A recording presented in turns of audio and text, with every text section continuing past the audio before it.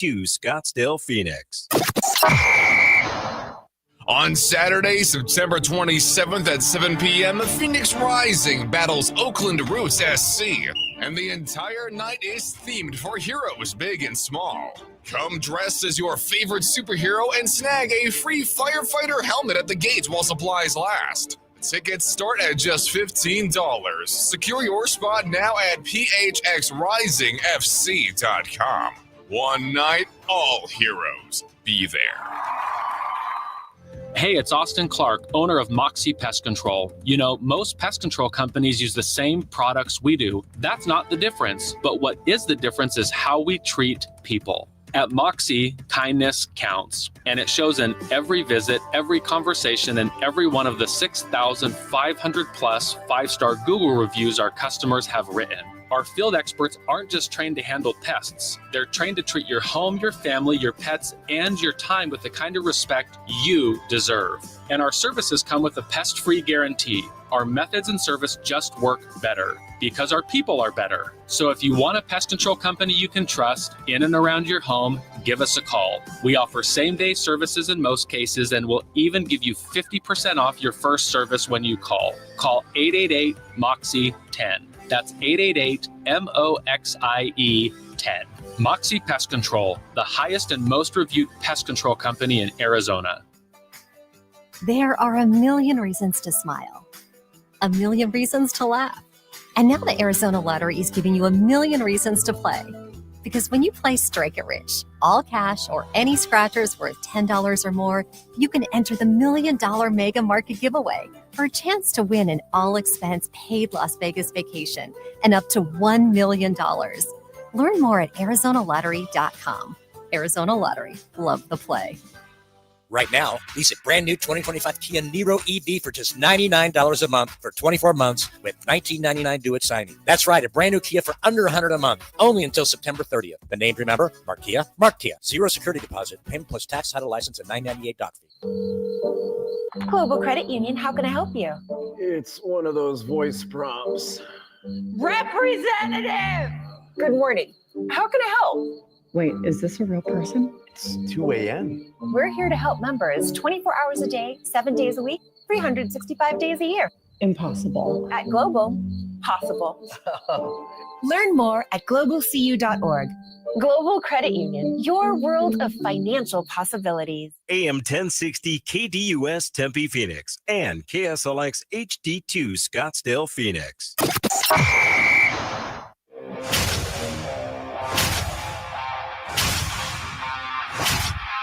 It's the lunch break.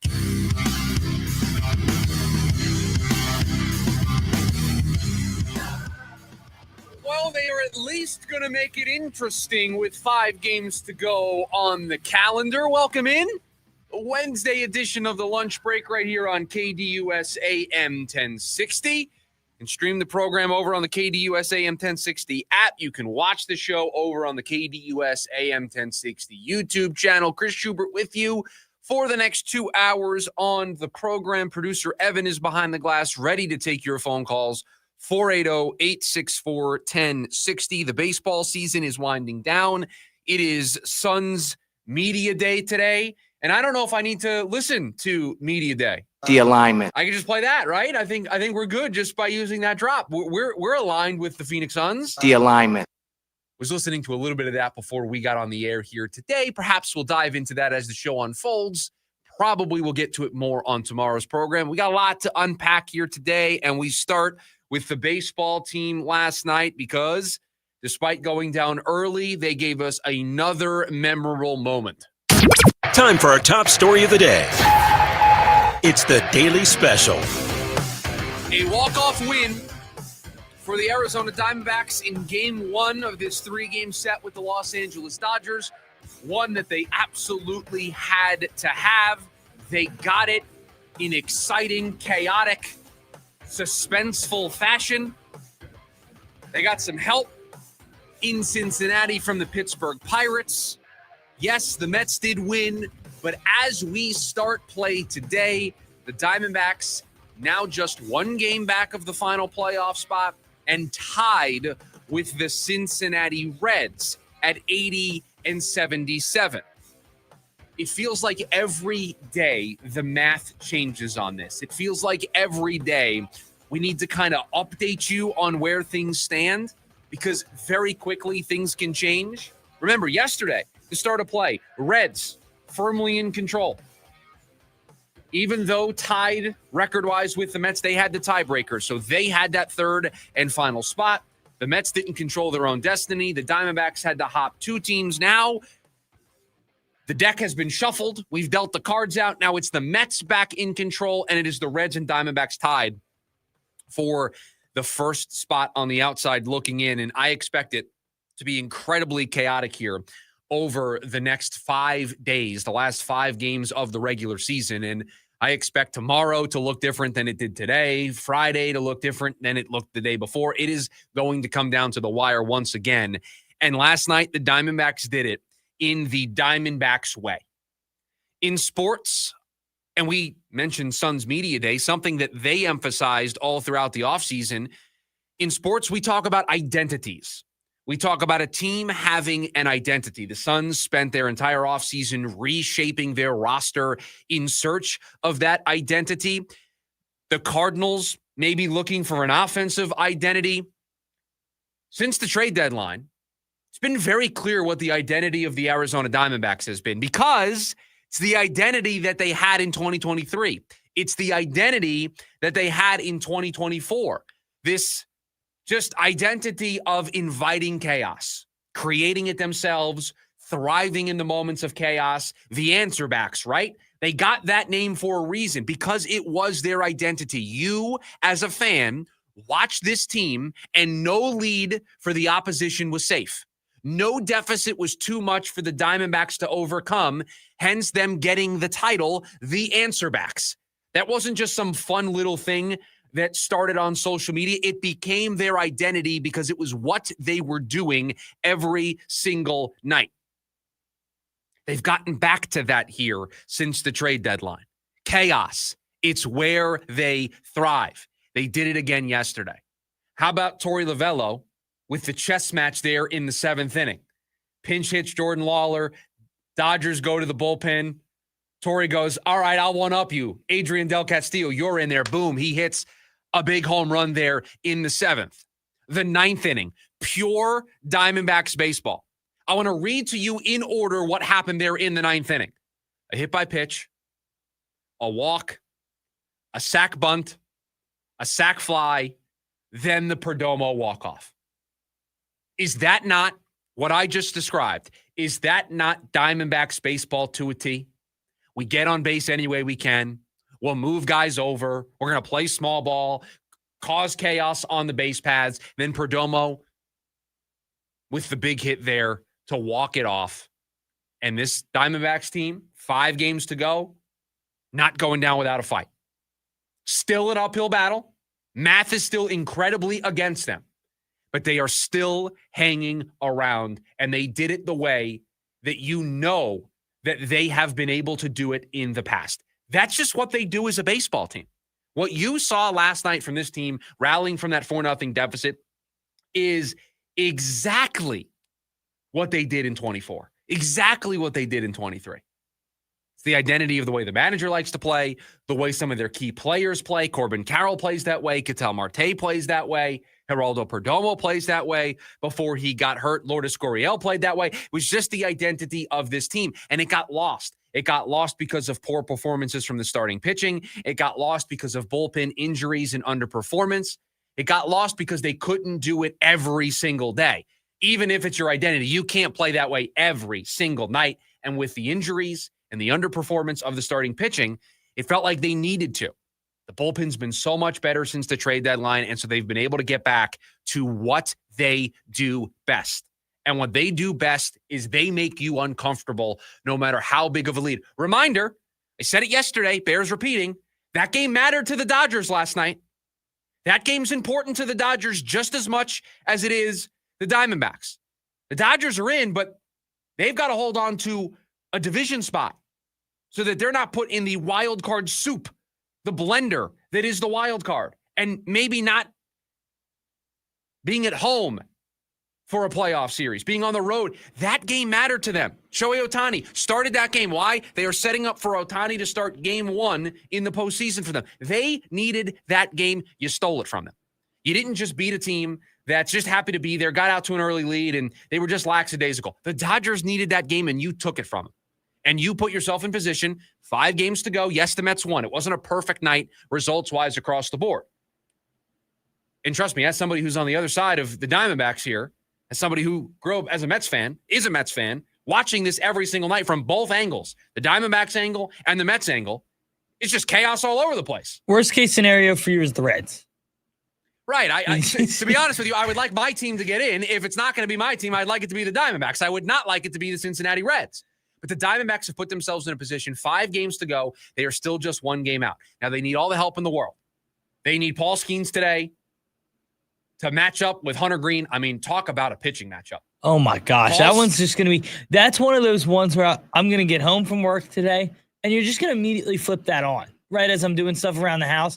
Because, yes, I know Pirates-Reds isn't going to be what everybody wants to tune into. But Hunter Green versus Paul Skeens, I mean, get your popcorn ready. And if you're a Diamondbacks fan, you're rooting for the Pittsburgh Pirates to win that game. They won last night, helped you out in a big way, and now you get to root for Paul Skeens. You feel pretty good about Paul Skeens being able to give you a chance. Now, unfortunately, you're going up against Hunter Green on the other side, but boy, is that going to be a fun game. That gets started at 3:40 today, I believe, local time here in Arizona. So 3:40 is when that game gets started, and you're rooting for the Pirates. You're rooting for the Cubs. That's your rooting interest right now. The Pirates and the Cubs, if you are a Diamondbacks fan, that is who you are rooting for here down the stretch to give the Diamondbacks a chance. You need to still win games. What have we said? 1 day at a time, 1 game at a time, control what you can control. The Diamondbacks did that because just for a second, let's talk about the flip side. You lose that game last night. It was very much trending that way. You're 2 games back. You're 2 games back with 5 games to go. The Reds are a game in front of you. It now becomes an even taller hill to climb. So important for them to get that comeback win last night so that they can tie the Reds and still be right there if the Mets slip up here over the next couple of days in Chicago. Just a huge, massive win, and they did it their way. They did it playing Diamondbacks baseball. Again, that 9th inning, hit by pitch, walk, a sac bunt, a sac fly to tie it, the Perdomo walk-off. I mean, that's just it's Diamondbacks baseball. You can't write the script any better for how the Diamondbacks want to play. The only other team that follows this script better than the Diamondbacks is the Cleveland Guardians. Did you catch any of that game last night? I did. That was awesome. I'm by the way, I'm going to be watching that entire series because 14.5 game lead for the Detroit Tigers has evaporated. It's gone. Cleveland beat them last night. They are now tied atop the AL Central with 5 games to go. They're playing each other. Detroit is on a 7-game losing streak. They've won 1 in their last 10. And just on the flip side, in the last 10 games, Cleveland has caught 9 games. There is a world where Detroit not only cedes this division to Cleveland, they miss the playoffs entirely. Yeah. It is a colossal collapse. I mean, it would be, I can't remember the statistics specifically, but I don't think there has been a team that has had a lead as large as the Tigers did on the day that they had it, that went on to lose that lead, let alone not make the playoffs entirely. I mean, you're going up against history here if you're the Detroit Tigers. And think about this for just a second. Last year, the Tigers, the darling of August and September, the darling of the baseball world after the trade deadline, doing what they did. Flip it 1 year later, they now may be the clown of August and September. 2 months ago, they felt like the runaway 1 seed in the American League. Yeah. We're in a spot where they're currently the 6th and just a game above Houston for the last wildcard spot. They are in serious danger. And yes, they can still win the division. They are by games tied with Cleveland. Cleveland has the tiebreaker. But, I mean, we are in a serious conversation where they could certainly not make the playoffs. And that's why you got to play them all out. And that's why the Diamondbacks played out all 9 innings last night, picked up that big walk-off win. And again, it is still an uphill battle. I'm not going to lie to you. The math is not on their side. They still need help. They do not control their own destiny. They need to keep winning, and they need slip-ups from Cincinnati and from New York. But continuing to win puts a ton of pressure on those teams. And we joked about it yesterday.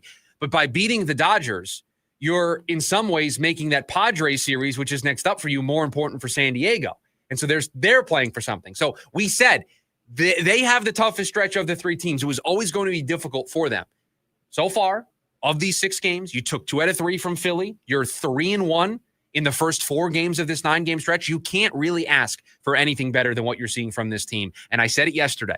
Don't let whatever the end result here is take away from just what this run is. And I know they're going to probably finish at or around 500, maybe a little bit above it. But still, to play competitive, meaningful baseball, despite everything that's gone on this year, is something to be excited about. 480, go ahead. I was just going to say they've had every reason to quit on this year. Yep, and they haven't. And yes, they're only 3 games above 500 right now. One more win will lock up at least the 500 season. But just incredible that this is even a conversation that we continue to have on a daily basis. 480-864-1060 is the phone number for you to join us here today on the program. When we come back, is Drew Petzing coaching for his job tomorrow night? That's next. The lunch break, KDUS, AM 1060. Join in on the Sports Zoo with Dave Rooster Beerstein. Most shocking play of the week, and there was ton.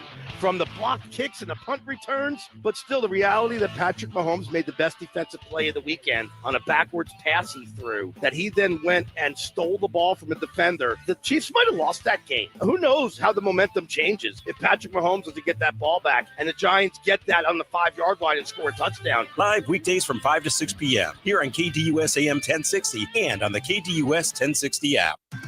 Prepare for the Maximum Fun Tour. A day to remember.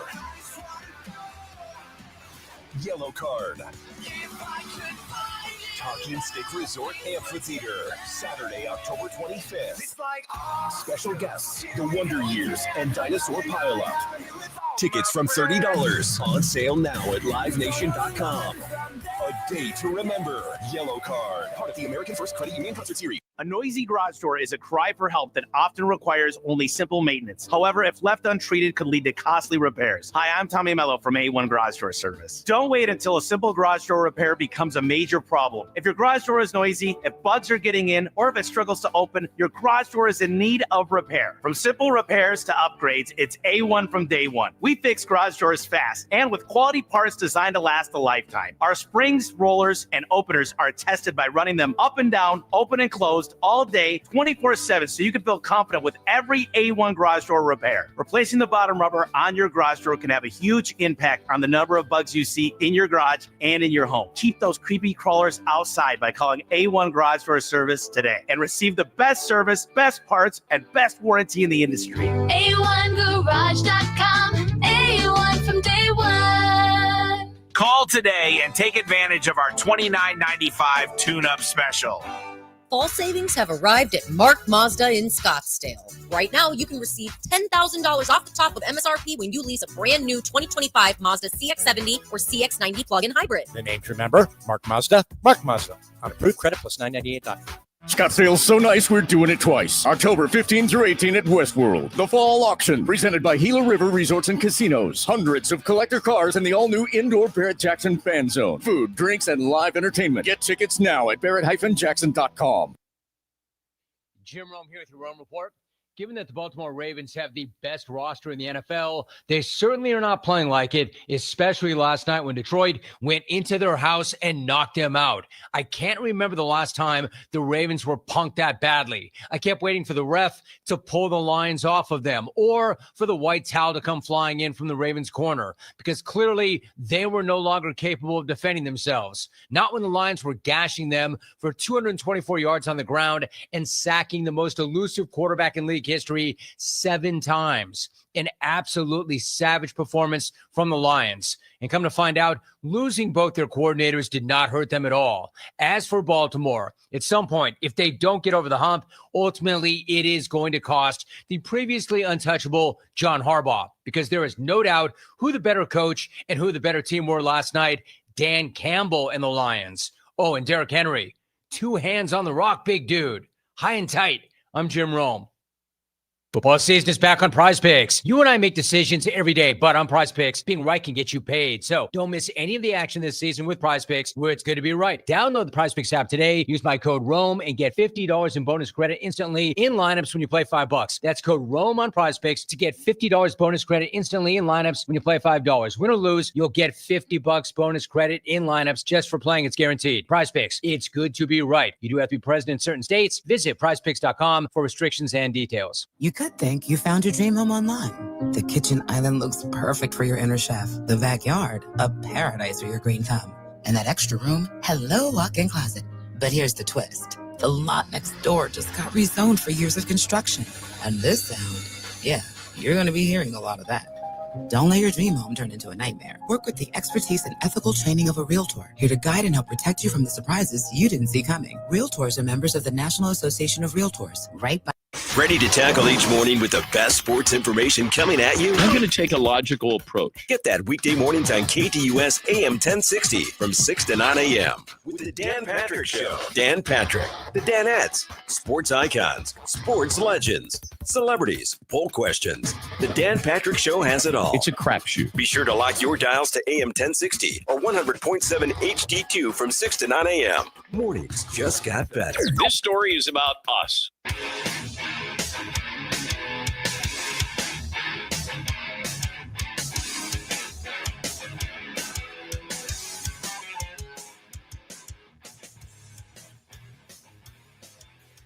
Producer Evan, you thinking about using a couple points on tomorrow night's Thursday night football game? Not really at all. No, Really? not really. Not even thinking of it. considering it. No, Just gonna leave it alone. I thought about the under for a second. Yeah, but do you really want? Let's just unpack this for just a second. We'll get into Drew Petzing. Do you really want to be the guy I that know. uses 3 points, maybe 2 points, whatever you do? I Maybe mean, a point. it's kind of lame to use a point on Thursday night. Yeah. But fine. Let's just say you use the point. And you take the under in a game. Do you know how lame it is if on Friday it goes over and you're without points? Like you're going to be the punching bag all show long No, on Friday. listen. And just for I that know. reason alone, you can't take the under. I know. As one of your That's why picks. I'm not doing it. I Told you I'm staying away.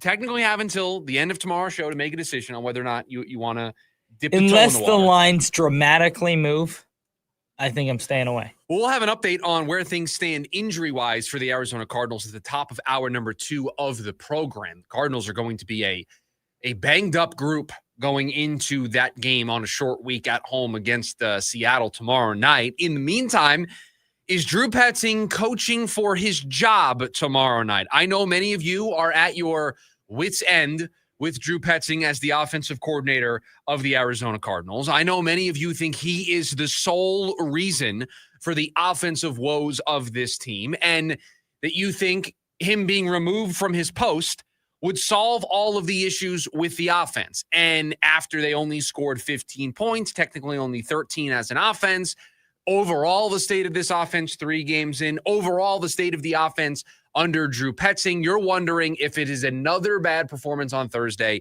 does he need to be fired? And I couldn't disagree more with those of you out there who want that to be the case or who think that is the thing that fixes this for the Arizona Cardinals. And I'll tell you why I think you're wrong. First, you need to answer this question for me. Who takes over play calling? And I don't want to hear some answer of, well, Chris, anybody would be better than Drew Petzing. That's not an answer. That is not an acceptable answer for an NFL franchise who is trying to make the postseason. The answer can't be fire the offensive coordinator. Anybody could be better. Really? You don't have anybody in mind that's going to take over for this? You have an established offensive play caller for the last 2 years who has a relationship with everybody involved in the offense, has a full understanding of the scheme, and you're telling me anybody, you can get somebody off the street who's never called an offensive play before in their life, and they would be better? You need to have an answer. You can want Drew Petzing fired, but I want to hear who you're replacing him with. I want to hear who the replacement is. Who is going to be the next offensive coordinator? And they don't have a great option on staff. Probably the best internal candidate would be Drew Terrell, who's the passing game coordinator. He was the offensive coordinator of the Shrine Bowl in 2024, one of those draft exhibition games. So not a ton of experience on staff, and he's the guy that has the most.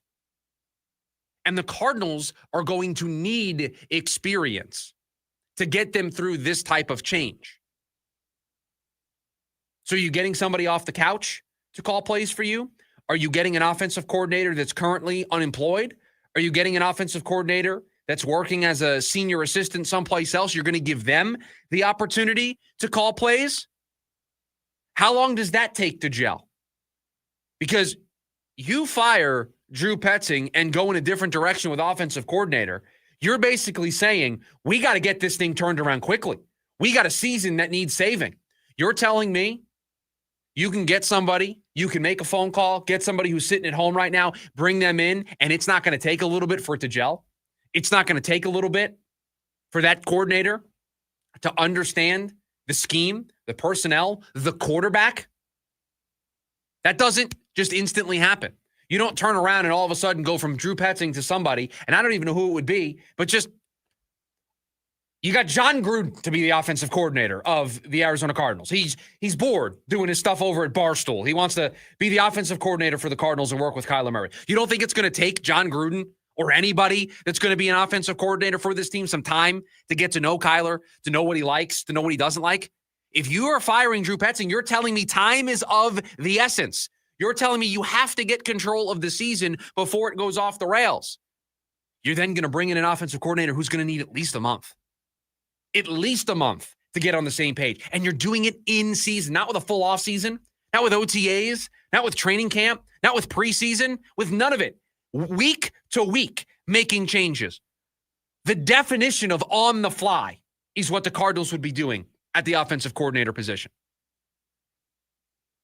And we say, some of you think that Drew Petzing's coaching for his job on Thursday. What's tomorrow going to look like? Zay Jones is out with a concussion, so you don't have a wide receiver too. It's your first game without James Conner. Trey Benson's taking over as the RB1. It's a short week from a game plan perspective. Is tomorrow night really going to be the last straw for Drew Petzing in his role as offensive coordinator? I think it's foolish.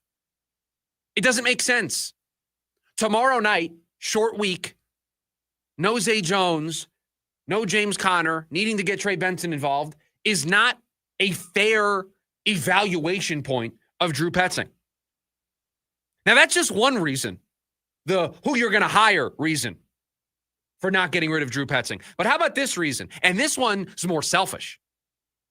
But if you're Jonathan Gannon and you fire Drew Petzing, if you decide that you want to go in a different direction at offensive coordinator, you know what that move does?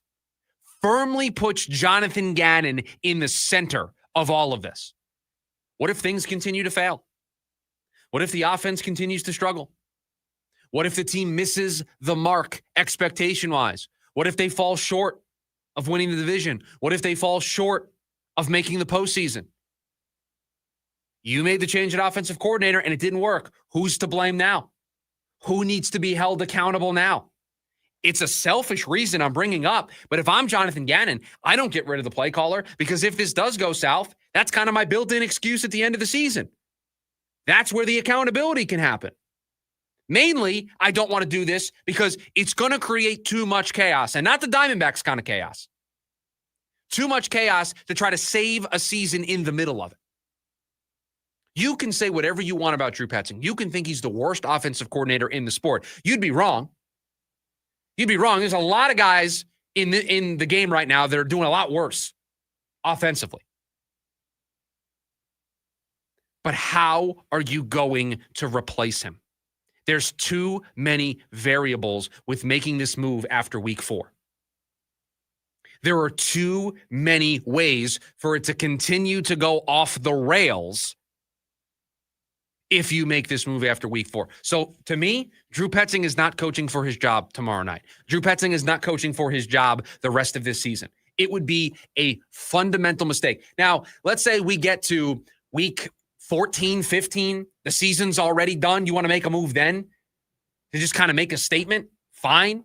But while you are still trying to compete, you're 2-1. You win tomorrow night, you're 3-1. You're 1-1 in the division. Plenty of reason to be optimistic. You still have a lot to play for. You're not 0-3. You're not the Jets and the Dolphins who are going to be on prime time on Monday night, still searching for their first win of the season. You're 1 third down completion away from being a 3-0 football team at the top of the NFC West. Are we really going to change offensive coordinators 4 weeks into a season that's not even a quarter of the way through?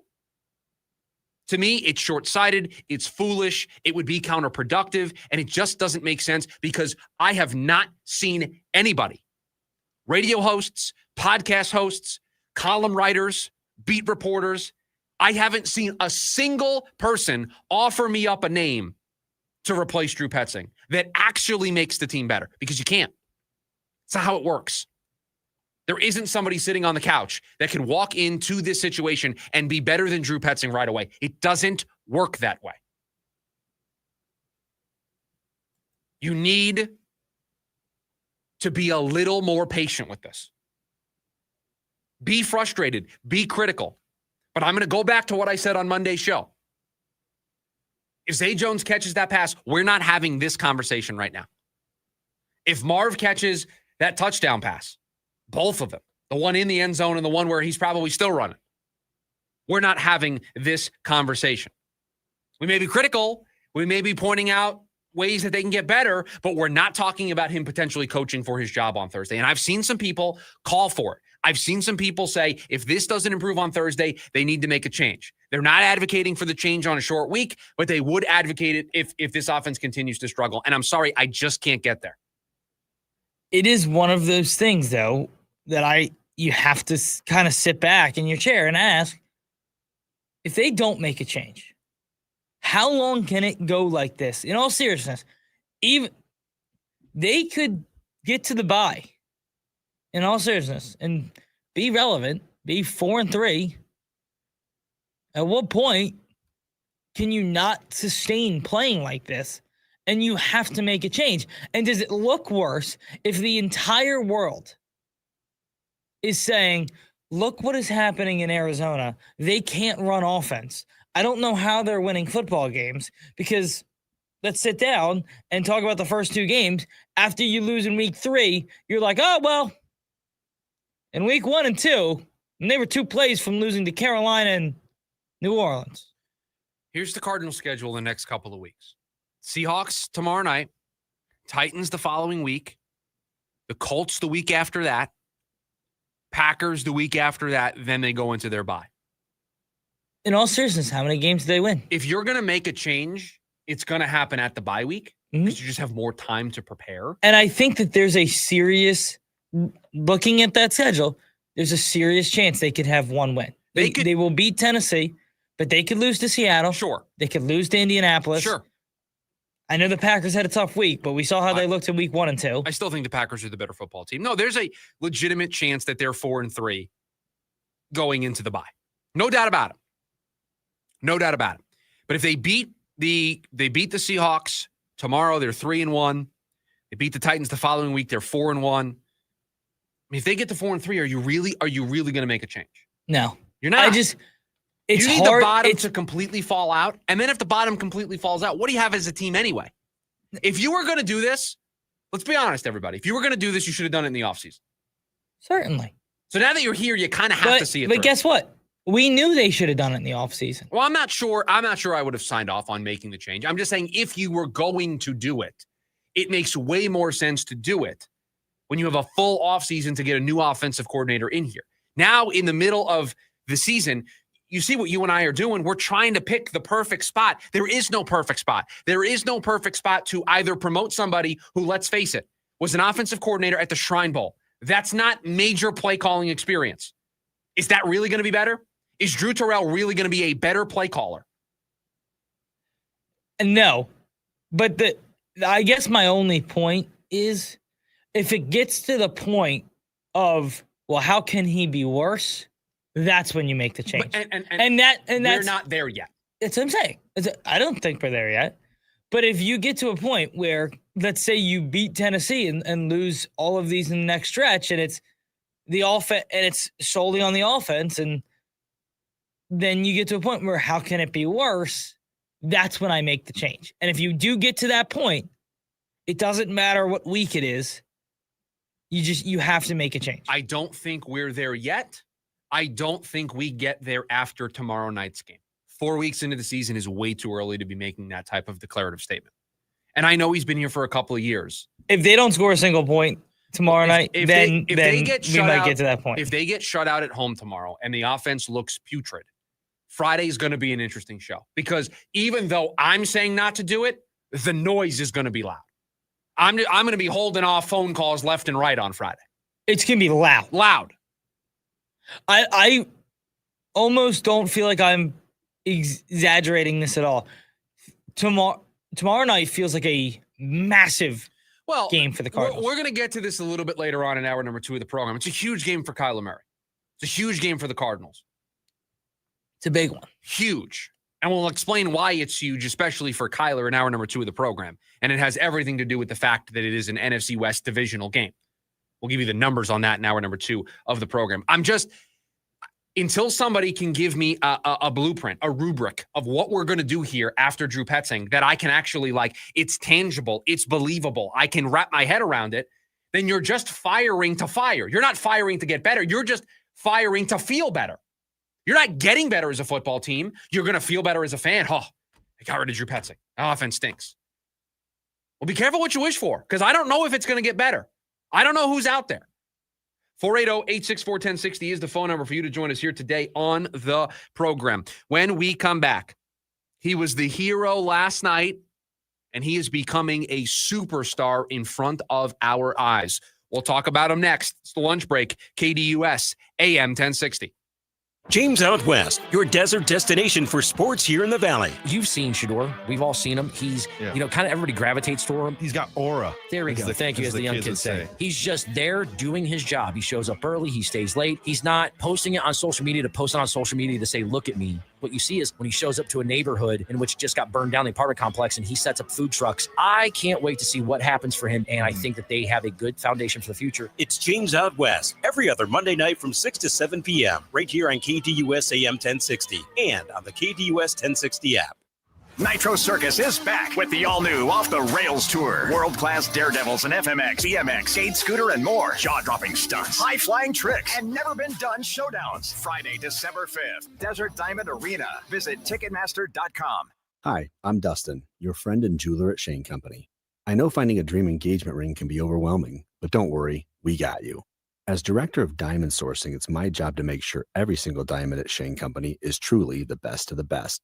Our team travels the world to see diamonds up close, in person. We handpick each one for its unique fire, brilliance, and scintillation. Diamond buying is an art. Of course, we look at cut, color, clarity, and carat, known as the 4 C's, but that's not all. We also look at how each diamond looks on a hand, where it will be worn, how it makes you feel, and if it's worthy of a Shane Company customer. That type of expertise only comes from working for a company that's been a family business since 1929. We also think about your budget. We only pick the best in each grade in all shapes and sizes. Your diamond is guaranteed to be the most beautiful because a friend wants you to pick from only the best. Drop by your store or shaneco.com and see for yourself. Shane Company, your friend and jeweler. Sprouts Farmers Market has fresh, better-for-you finds at prices you'll love so much, you won't want to leave the store. Okay, I guess I gotta leave my happy place now. Back to real life. I got everything on my list. Cage-free eggs, organic fruits and veggies at great prices, all these amazing supplements. Mom, we're gonna be late for jujitsu. Do we have to leave? I just love it here so much. I don't want to go back to real life. I don't want to go. Sprouts Farmers Market. Incredible finds at prices you'll love. Turn up the action at Arizona's hottest casinos.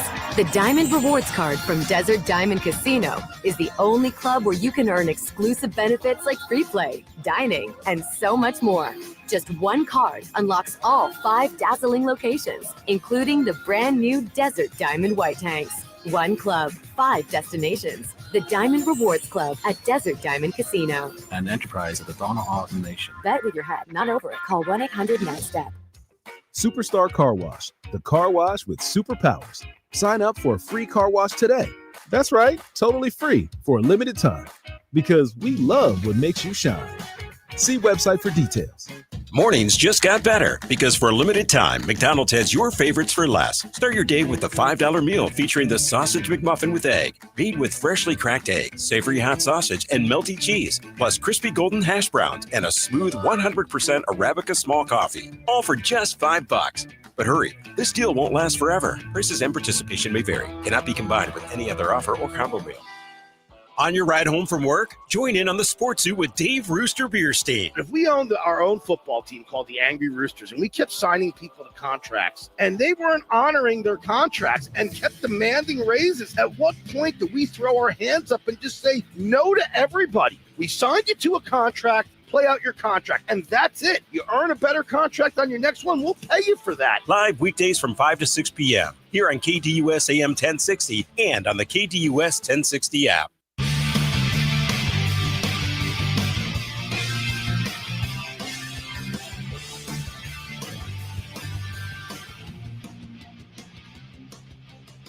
Buy or sell? About 8 or 9 minutes away. I didn't get into this enough in the open.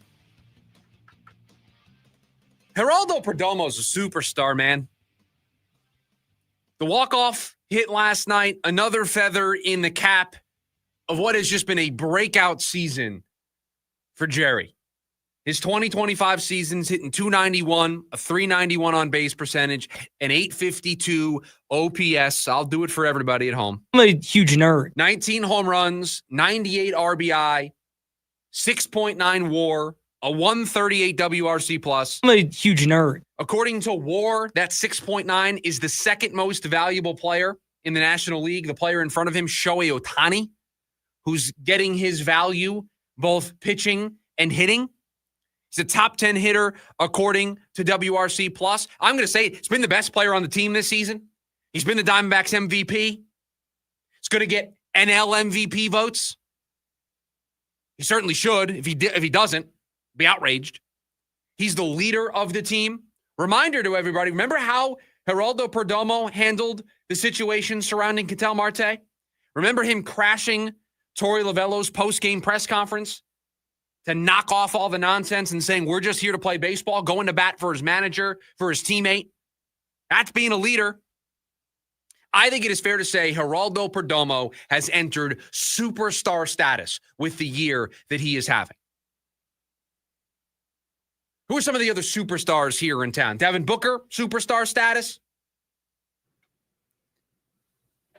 Is that it? I'm trying to think if there's anybody on the Cardinals I want to put in. Trey McBride. Trey McBride, superstar status. Buda Baker, superstar status. Geraldo Perdomo. I got another one for you. Gets a seat at the table. Go ahead. Jordan Tyson. Jordan Tyson is superstar status. It's a great call by you. I thought you were going to try to convince me of Sam Levitt. But Jordan Tyson is superstar status. Probably going to be the first receiver taken. It's fair enough. Geraldo Perdomo also getting a seat at that table. What doesn't he do? Plays excellent defense at a real premium position. Is hitting for a decent amount of power. Probably is going to finish the year with 20 home runs. Driving in RBIs. Going to have 100 of those by the time the season's done. So he hits for power. He's got speed. Drives in runs. Plays great defense. Hits for a high average. What more does Geraldo Perdomo need to do to be super? Well, this is one of the best players in the National League. Oh, and by the way, he's 25 years old. Can I give you a comparison? And it only just dawned on me because I saw a tweet about it this morning. He FaceTimed with somebody on another team after the game, and it was while the media was meeting with him. I guarantee you, this is the comparison I will make. Geraldo Perdomo is the National League's version of Jose Ramirez. That's how good Geraldo Perdomo is. He is the National League version of Jose Ramirez. The reason why I bring it up is Perdomo was FaceTiming Ramirez after the game yesterday. Cleveland with a big win over the Tigers in their series. The Diamondbacks with the big walk-off win against the Dodgers. I didn't know that they were friends and boys, but it allowed me to make this great comparison now. Because that's who Geraldo Perdomo is. You airdrop into Pittsburgh, New York, Chicago. I don't know if they're going to know about Geraldo Perdomo. They should, because he's a superstar. He does everything you need him to do. He's a leader. Check. Plays great defense. Check. Hits for power. We'll give it a decent check. He's not hitting 50 home runs, 60 home runs like Cal Raleigh, but he's going to hit you 20 homers this year. Going to drive in 100 RBIs. So clutch. I mean, last night, walk-off hit. Does it all. Does everything that a superstar in today's sports world, especially in baseball, needs to do. In all seriousness, he's going to have a 30-double, 20 home run, 20, maybe 30 stolen bases season. He needs 2 more RBIs to eclipse 100. I don't think he's going to hit 300 for the season, but whatever. The second most valuable player in the National League, only behind a guy who is kind of cheating because he's getting WAR as both a pitcher and a hitter because he's Shohei Ohtani. I'm kidding when I say cheating, but he gets WAR in 2 places. And that's the only person this year that in WAR is better than Geraldo Perdomo in the National League. That's how special he's been. Last night, another feather in the cap with the walk-off hit coming up in the clutch for this team. Just awesome. He's just a superstar. He really is. He's a complete superstar. He's been their best player all year. And when you walk into next season as a Diamondbacks fan, he's one of the players that you have to get excited about because he is that type of player that is a difference maker. Changes the game. Changes the way Torrey can put together a lineup. You can put him anywhere in the lineup. In 1, 2, 9, doesn't matter. He's gonna produce. Changes the way you as a team can go about any game, right? Because you know you have a 25-year-old player who is a complete and bona fide superstar for your team. And guess what? I know he's going to play 160-plus games at shortstop for me. He's going to... I imagine, barring injury, that he will play the next 5 games. Oh, he's playing every day. Yeah, no doubt. You know what that would take him to? 161. 161 games. So we've got the durability, we've got the leadership, we've got the defense, we got the speed, we got the power. I mean, what else do you want? He's a 5-tool player. Maybe the power's not 35, 40 home run power. He does everything. They don't need him to hit 30 homers. They don't. 20 homers and a 290 average with a 390 on base. What else do you want? Eric over on the YouTube side, before we started the show today, said Perdomo becoming one of the biggest stars in the Valley. I mean, absolutely. I mean, how many, in all seriousness, right now, how many more would you take above him? And I think there's some more on his just name recognition alone. There are more names on his own team, but I don't know if there's a single player on the Cardinals I would actually take above Geraldo Perdomo on that list. I think you would take Devin Booker, and I think you would take Ketel Marte just on name recognition alone. You could argue Corbin Carroll on that same argument, but Perdomo has just been excellent. To me, to compare Perdomo and Carroll of confidence when they come to the plate. Yeah. Does it even compare? No. He's just been great, and he did it again last night, and he deserved his own segment here because he is a superstar for this team. 480-864-1060, the phone number for you to join us here today on the program. When we come back, wrapping up hour number 1 here of the show, a little buy or sell, the hottest takes in sports talk radio. We will get to them next. It's the lunch break, KDUS, AM 1060. The Varsity Sports Show with Vince D'Alessio is your hub for everything high school and college sports. Join Vince and friends as they give you the full picture on student athletes and where they're heading. Live interviews with coaches across the valley. Asking some of the tough questions. Varsity recaps and in-depth interviews with tomorrow's sports stars. The Varsity Sports Show with Vince D'Alessio. Live every Saturday morning from 9 to 11 a.m. here on KDUS AM 1060 and on the KDUS 1060 app. Brian Adams, Roll with the Punches Tour 2025. A night full of hits, live at PHX Arena, Saturday, November 15th. With special guest Pat Benatar and Neil Geraldo. Get tickets now at LiveNation.com. Hi, I'm Dustin, your friend and jeweler at Shane Company. As director of diamond sourcing, it's my job to make sure every single diamond is worthy of a Shane Company engagement ring.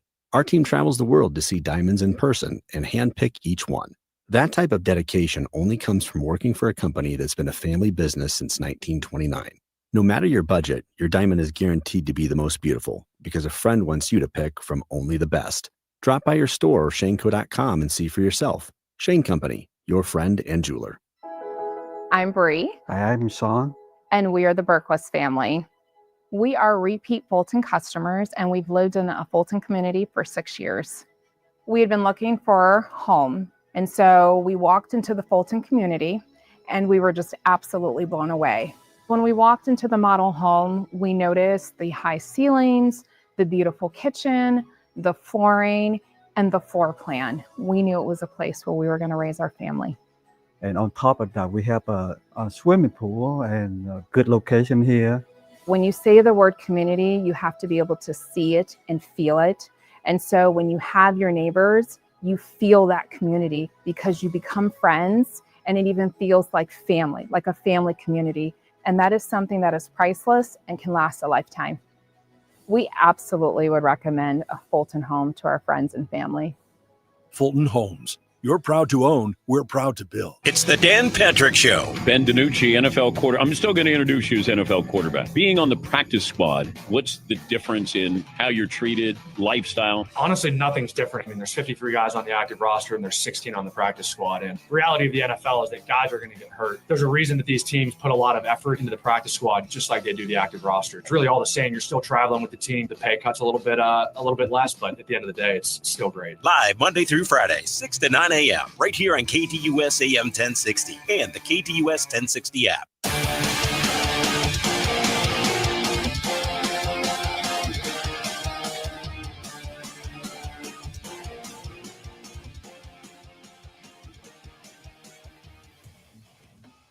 Wrapping up hour number one here of the program, here on KTUS AM 1060, little buy or sell.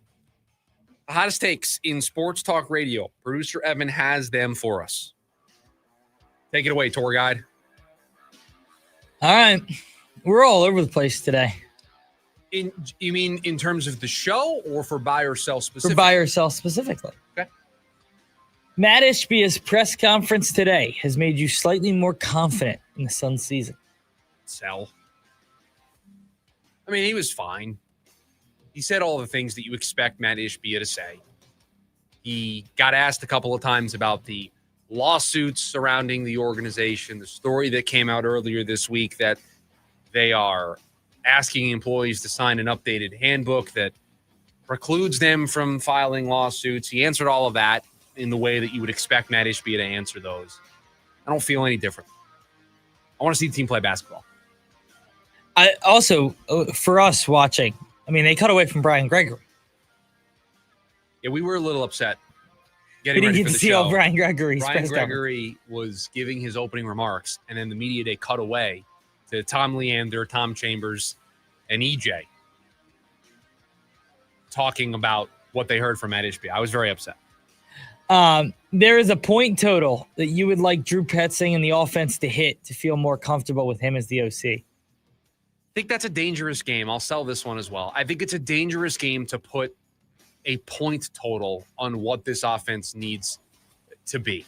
I think we would all feel better if it felt like the team was taking more shots down the field. I think we would all feel better about the offense if it looked like the run game was getting back on track. And some days that's still going to lead to 20 to 24 points. Other weeks it's going to eclipse them, past 30, depending on who the opponent is. I just think there is a drive for this to be a more open offense, an offense that utilizes the players that it has, takes deep shots down the field. And the Cardinals target their wide receivers the lowest percentage out of any team in the sport, 38% of the time. You change that number and you see more targets down the field to Marv, you see more targets down the field to Zay Jones, you see more targets down the field to Trey McBride, I think we'll all feel better about things. Is there something specific that would make you feel more confident? Let's say it is, they're taking their chances, but they're not hitting on them. Would you still feel good about that? Yeah, I mean, I don't want to boil it down to just this one statistic, but, the average depth of target for Kyler Murray certainly is going to be an indicator that they're expanding the playbook if he's throwing the ball down the field more, whether or not they succeed. The targets for everybody not named Marvin Harrison Jr. in the wide receiver room, his target share, right? I think we'd all feel better if he was getting into the game earlier. Certainly feel better. And that's not directly related to a number of points that they score. Yeah, not at all. With the D-backs finishing how they have, Torey Lovullo will be extended before next year. Will Torey get an extension? No, sell. I think this is going to be a carbon copy, cut paste of 23, where he goes into the year as a lame duck manager. And if they get off to the hot start, if they continue, they pick up right where they left off from the end of this year, and they play well for the first month or two, then he might get a 1-year extension, and then they'll evaluate more at the end of the year. Because if you'll remember, going into the year where they went to the World Series, he was a lame duck manager. I believe it was after the first month or the second month, they gave him an extension, a 1-year extension. Then at the end of the season, after they went to the World Series, they added another 2 years onto it. That leads us to this moment that we find ourselves in right now. Interesting. If you had to do it your way, that's how you think the D-backs would do it. Would you extend him? I would give him a 1-year extension, yes. Just so he doesn't go into it as a lame duck? I don't believe in managers or coaches being lame ducks. I think it is a recipe for poor decision-making.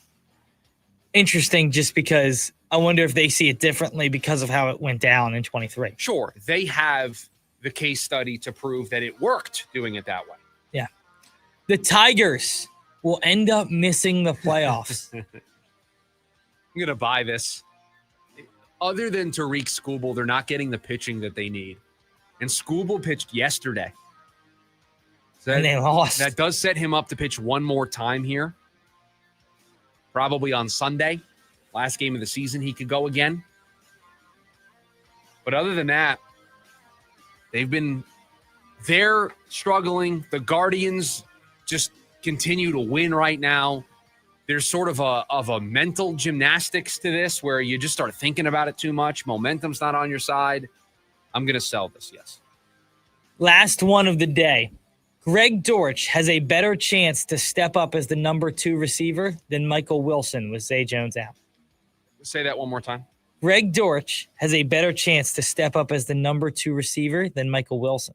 Why do you say this? Is there a reason why you're positioning it this way, just so I can answer the take appropriately? No other reason than Zay Jones is out, and somebody has to become the number 2 receiver if this offense wants to really succeed. Greg Dortch kind of more of the field stretcher. And I know what Michael Wilson is. Sure. And I just feel like I have a higher ceiling with Dortch. We would agree. Dortch more of the field stretcher? Certainly.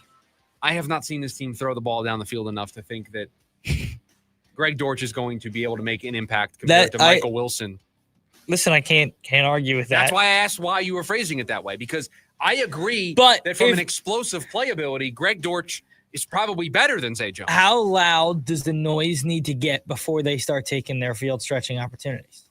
Right, like that's the other question too. You certainly think that they would. You would certainly think that they would walk in after these Monday presser and goes, "Whoo, should we try and throw the ball down the field?" These people seem to want that.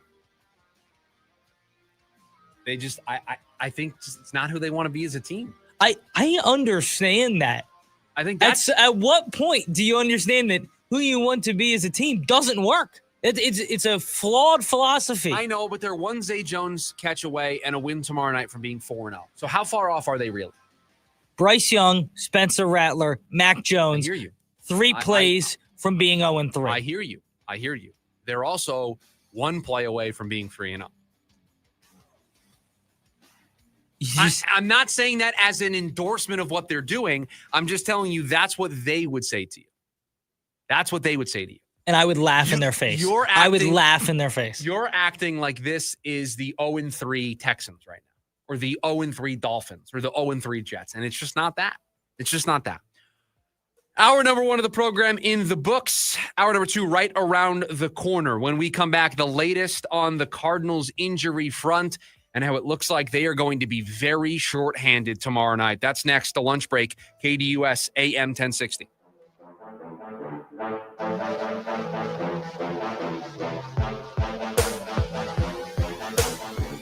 AM 1060 KDUS Tempe Phoenix and KSLX HD2 Scottsdale Phoenix. On Saturday, September 26th.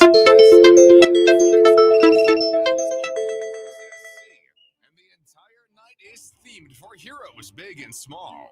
Come dressed as your favorite superhero and snag a free firefighter helmet at the gate while supplies last. Tickets start at just $15. Secure your spot now at phxrisingfc.com. One night, all heroes be there.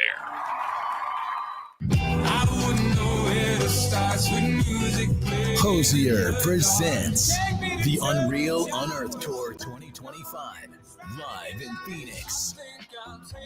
Talking Stick Resort Amphitheater, October 7th. With special guest, Amble. Get tickets now at livenation.com. The #1 album, Unreal Unearthed, is available everywhere. For more, visit hosier.com. The garage door springs that come standard with most homes don't last. And when they fail, it's not just inconvenient, it's dangerous. Hi, I'm Tommy Mello at A1 Garage Door Service. Our springs are the toughest in the industry, backed by our lifetime warranty. That's right. Fix them once and you're covered for life. Don't risk your family's safety or your peace of mind. Let A1 replace your springs before they become a problem. From repairs to upgrades, it's A1 from day one. A1 from day one. Live the horror at Universal Studios Hollywood Halloween Horror Nights. Select nights, September 4th to November 2nd. Face your fears in post-apocalyptic LA and a haunted house based on the hit show Fallout. Don't fall victim to Art the Clown inside a grisly Terrifier haunted house like nothing you've seen before. And that's only 2 of 8 terrifying haunted houses. Grab your tickets now at universalstudioshollywood.com/Halloween. Event not recommended for children under 13. Hi, Luis Gonzalez here. Want to bet? Feel the thrill of Casino Arizona with 1,400 of the hottest slots and nonstop table game action. We make winners, no experience necessary. Join us for the best bingo in the valley with daily sessions. Indulge in all-you-can-eat Eagles buffet or enjoying fine dining experience at the award-winning Choya Steakhouse. Enjoy top-notch local entertainment, tribute bands, and viewing parties at CAZ Sports Bar, just off the 101 in McKellips. Casino Arizona, uniquely Arizona. Fulton Homes is bringing legendary Fulton quality back to the West Valley. Explore 4 exceptional West Valley locations with more standard features and thousands of ways to personalize your home. Find out why people buy Fulton Homes over and over again. Fulton Homes, you're proud to own, we're proud to build. AM 1060 KDUS Tempe Phoenix and KSLX HD2 Scottsdale Phoenix.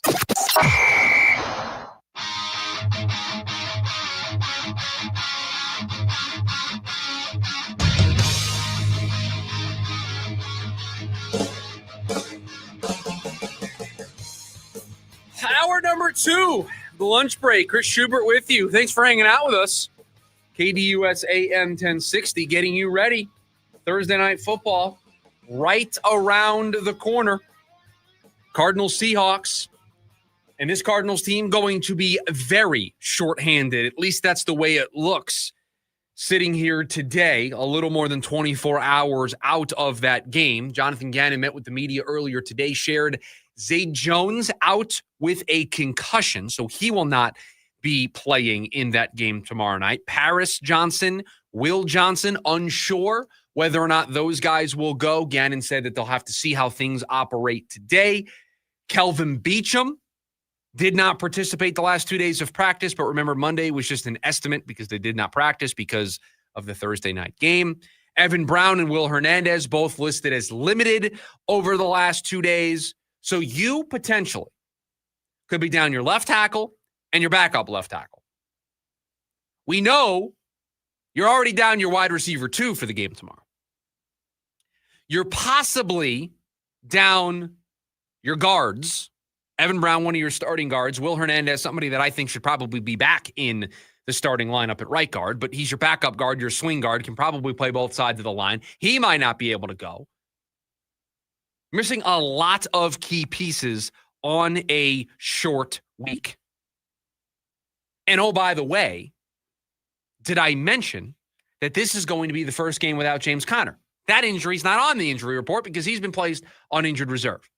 So wide receiver 2 could be down your starting left tackle, could be down one of your starting corners, could be down the backup left tackle who played in the game on Sunday, could be down 2 guards. Now, these are all could be. Some of these guys probably will be able to go, but what works against the Cardinals is this is a short week. If it's Sunday, I feel better about more of these breaks going the Cardinals' way and some of these guys being able to get on the field. But they play tomorrow. Paris Johnson hasn't practiced. Will Johnson hasn't practiced. That's a lot of key cogs. There's a world where you walk into this game tomorrow, starting left tackle hurt, you're starting running backs out for the season, so you're going to another running back. You could be down a starting corner. You could be down your starting left guard. How are you supposed to win as a football team if all of those guys are out? How are you supposed to go back to what we talked about in hour number 1 of the program? Is that really how you want to evaluate Drew Petzing if all of those key pieces are out for this team, especially the guys on offense? This is a lot of guys missing on a short week for a team and a game that the Cardinals kind of have to have. They really need this one tomorrow night. I mean, I'm looking at the injury report right now for the last 2 days. Kelvin Beachum listed as a did not participate these 2 days. Now, remember, so Monday, Tuesday, they do walkthroughs because of the Thursday night football. They don't actually have full practices. It's just an estimation of what it would be like if they had a full practice. But here are the 3 players that did not participate each of the last 2 days. Kelvin Beachum, Will Johnson, Zay Jones. All listed as DNPs over the last 2 days. Evan Brown, limited both days. Akeem Davis-Gaither, limited both days. Darren Hall, one of the other corners, limited both days. Will Hernandez, limited both days. Paris Johnson, limited both days. There's not a scaling up towards the injury report later on today, the most important injury report of the Cardinals' young season so far. It does feel like this injury bug just continues to bite teams in this town. And again, because of the short week, we don't get a real answer on this. But I can't see a world where they're not missing multiple of those guys on that list this week. Multiple. We'll see today. I mean, if Beachum, the injury listed for him is knee/NIR rest, which is not injury related, but they also list him with a knee. So was it a knee on Monday, and then they just gave him the maintenance day yesterday, and so he'll be a participant today in practice? Okay, then you have him, and so if Paris can't go, there's your left tackle. Although I thought they missed Paris Johnson on Sunday. Certainly. Beachum did not have a good game in my rewatch of it on Monday morning. No, he did not. Will Johnson, that groin, didn't play last week, hasn't practiced either day this week. You expect him to play on a short week on Thursday night, or do you expect them to give him this short week, give him even more time to be ready for week 5? For a rookie, don't expect him to play Thursday. We already know Zay Jones is out, so you know he's going to be a DNP later on today. Just a really tough stretch for this team. Very important game tomorrow. And a lot of key pieces that are just going to potentially be missing. And key pieces that they just don't have great replacements for. They don't have a great Paris Johnson Jr. replacement. He's that good. They don't have a great Will Johnson replacement. They're already down Garrett Williams. This doesn't even include James Conner being out.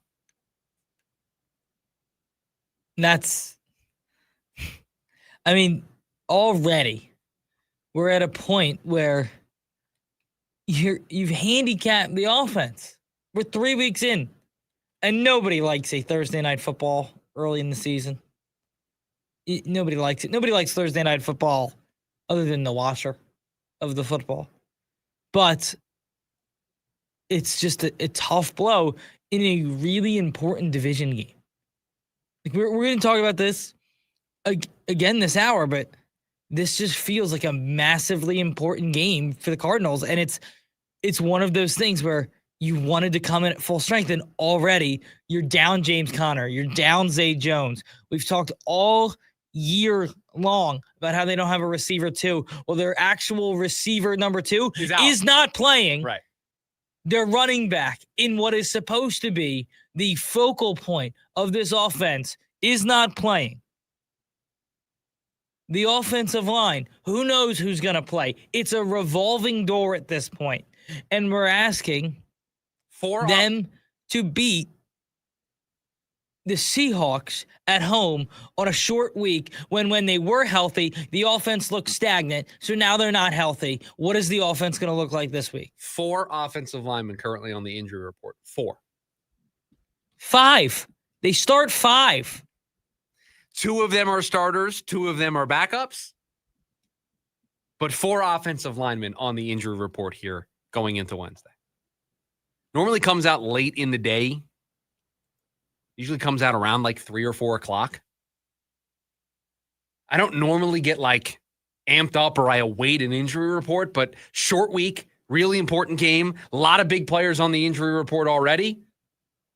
Going to be very interested to see what the status is for these guys going into this game tomorrow night. It's going to be this.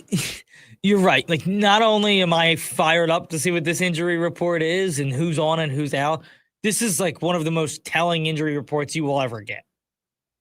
Just because of the short week. Just because of the short week. Exactly. The short week complicates this. Again, I wouldn't be.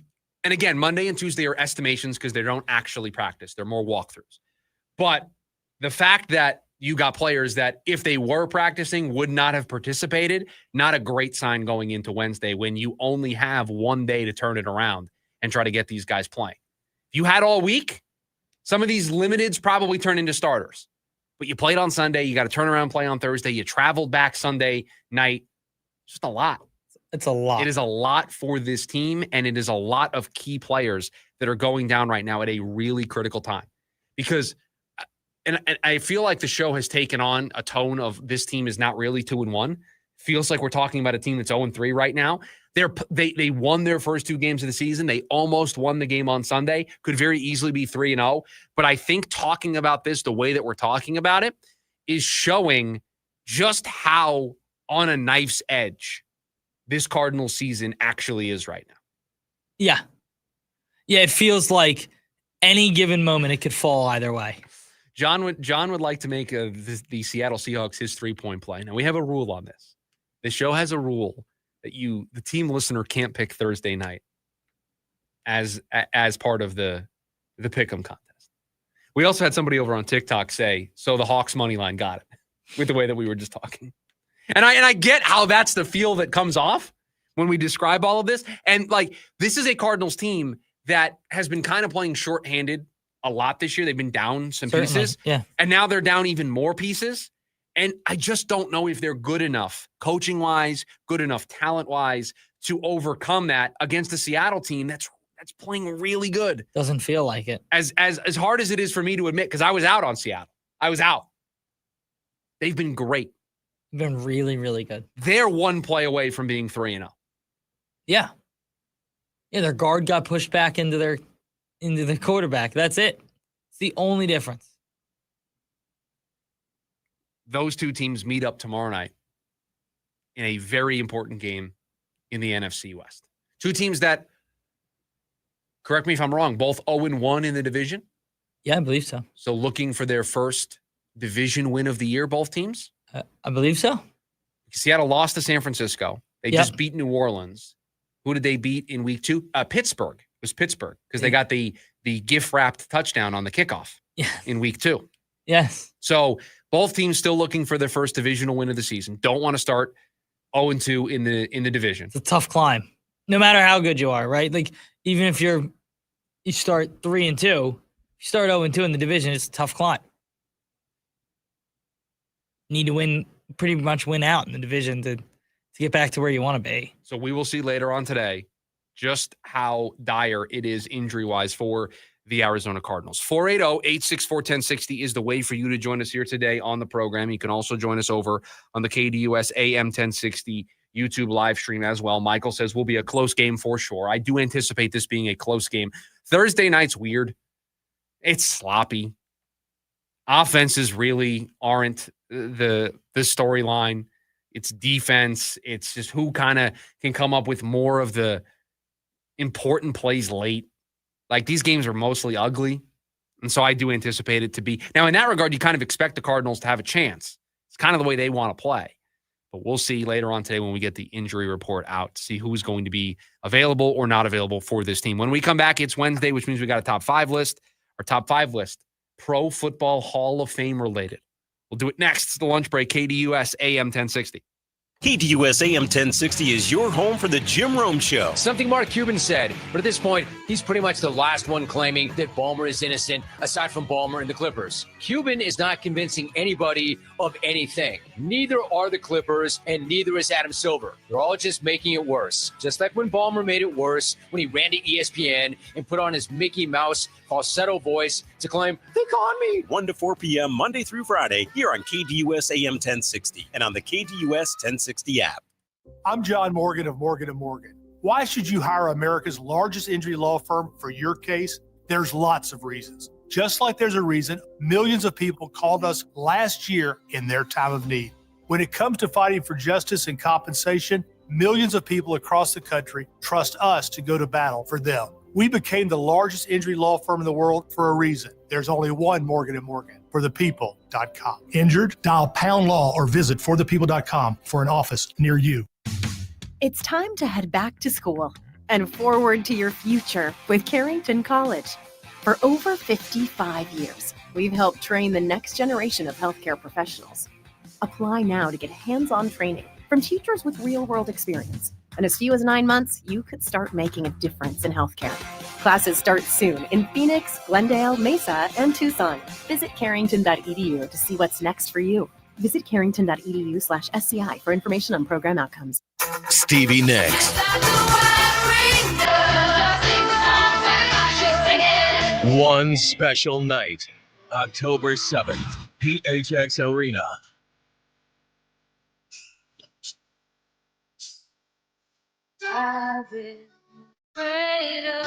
Tickets on sale now at livenation.com. Don't miss Stevie Nicks live at PHX Arena. I was in a wreck. I need a check. I was in a wreck. I need a check. I was in a wreck. I need a check. I'm Kevin Rowe from Lerner Rowe, and we've been serving Arizonans for 20 years. Make the best choice after an accident. Call 977-1900. That's 977-1900. Lerner Rowe is the way to go. Call 977-1900. 977-1900. I'm Dan Patrick, and this is Above the Noise. The Giants have officially handed the keys to the franchise to Jackson Dart, and with that decision comes the age-old QB debate. Is sooner always better? There's no denying the risk. You throw a rookie into live fire, and that can quickly take the kind of physical and mental beating that will linger forever, at least for a while. Confidence is fragile, and history is littered with cautionary tales. Think David Carr in Houston, sacked into submission before his career was over. And there's also the other side. Real game reps are the one thing that practice and film can't simulate. Peyton Manning struggled mightily his rookie year before growing into a perennial MVP candidate. Justin Herbert wasn't supposed to start early, but then he did and blossomed. And of course, Patrick Mahomes, who sat for a year and proved that patience can pay off. The Giants have made their bed. Whether Dart follows the Herbert path or the Carr path, only time will tell.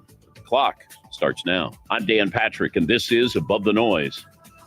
With DraftKings Pick 6, the official daily fantasy partner of the NFL, your game day instincts can score you real money fast. And here's the kickoff bonus. New DraftKings customers get $50 in bonus bets with just a $5 entry on your first pick set. This season, play your player instincts. Download the DraftKings Pick 6 app now. Use code Patrick. Code Patrick, you play just $5 to get $50 in bonus bets for Pick 6. Make the call. Ride the upside in partnership with DraftKings Pick 6. The crown is yours. Gambling problem? Call 1-800-GAMBLER. Help is available for problem gambling. Call 888-789-7777 or visit ccpg.org in Connecticut. Must be 18 plus. Age and eligibility restrictions vary by jurisdiction. Pick 6 not available everywhere, including New York and Ontario. Void where prohibited. 1 per new customer. Bonus awarded as non-withdrawable Pick 6 bonus picks that expire in 14 days. Limited time offer. See terms at pick6.draftkings.com/promos.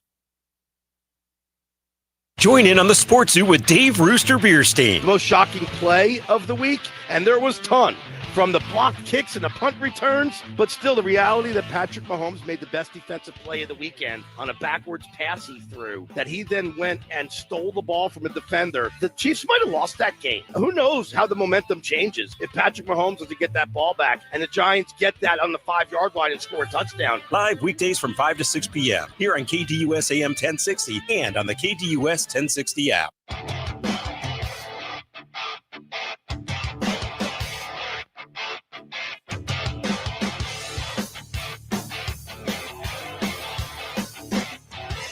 Okay.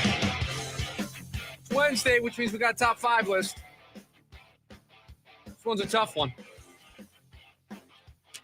Today,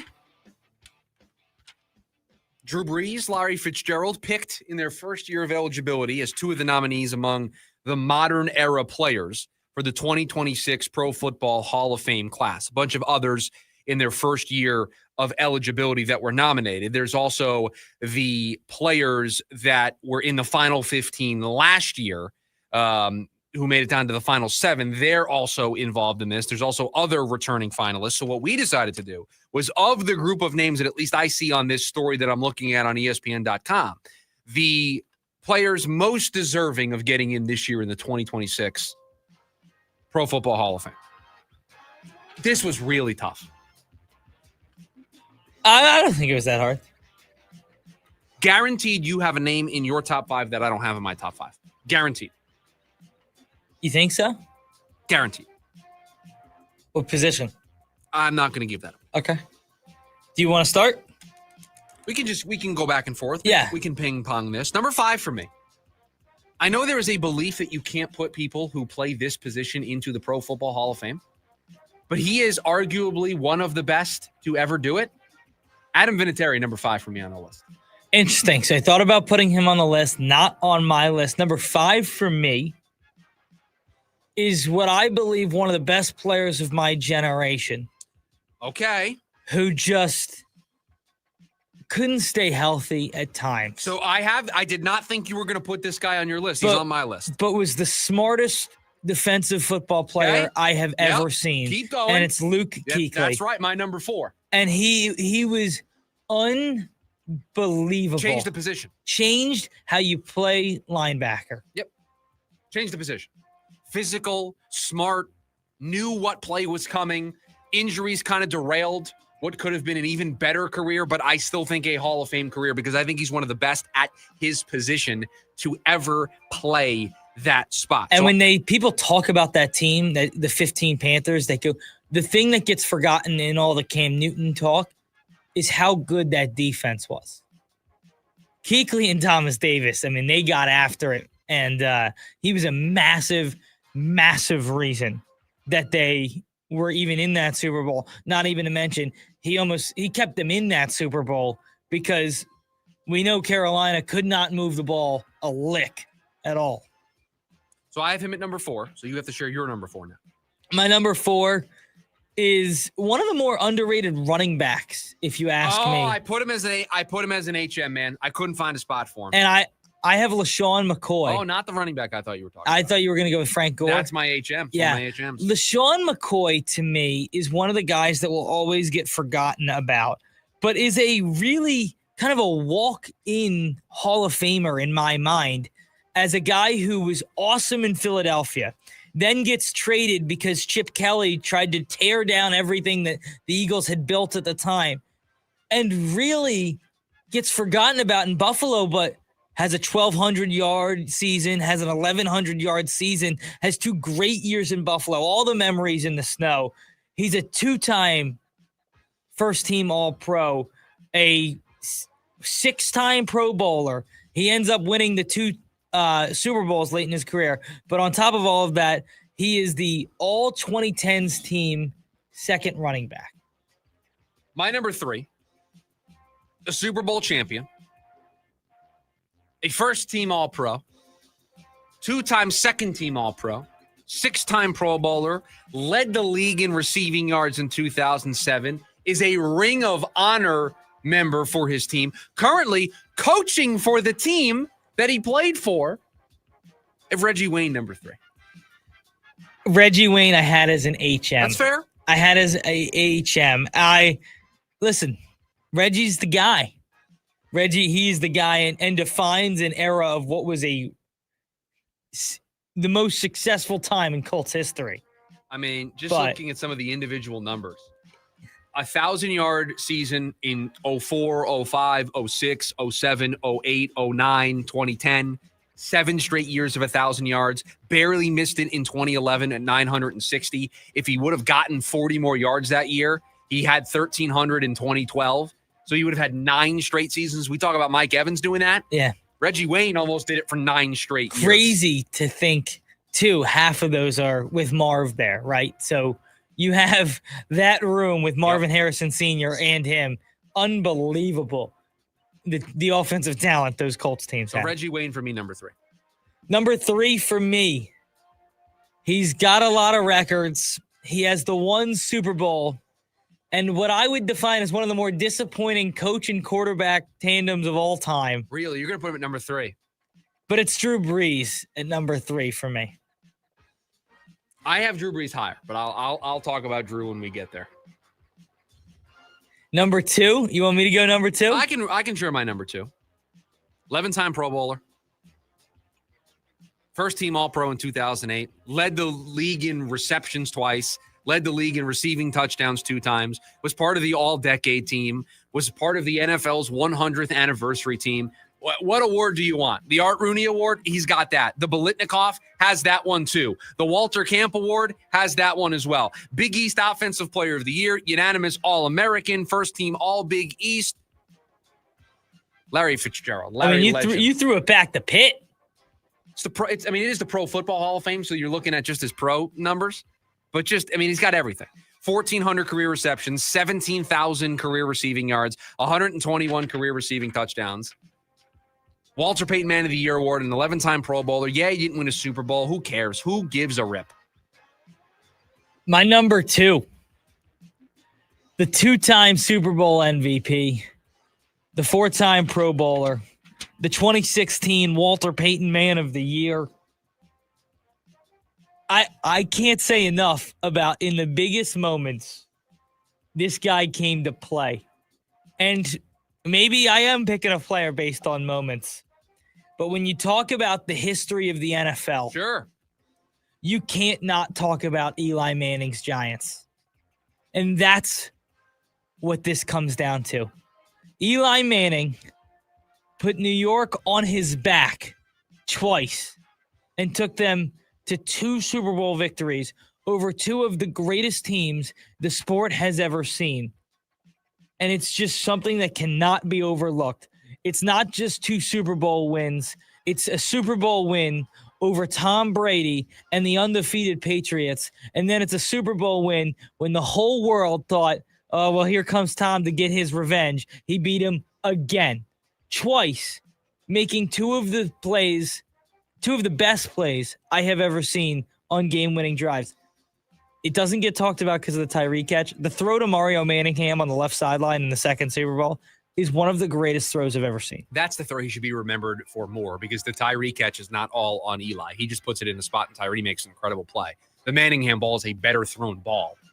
The Manningham play is the more impressive throw from a quarterback perspective. Yeah. Now the Eli stuff preluding the Tyree catch of sneaking out of there is more the play than the actual throw. Yes. Eli not on my list. Didn't make my top 5.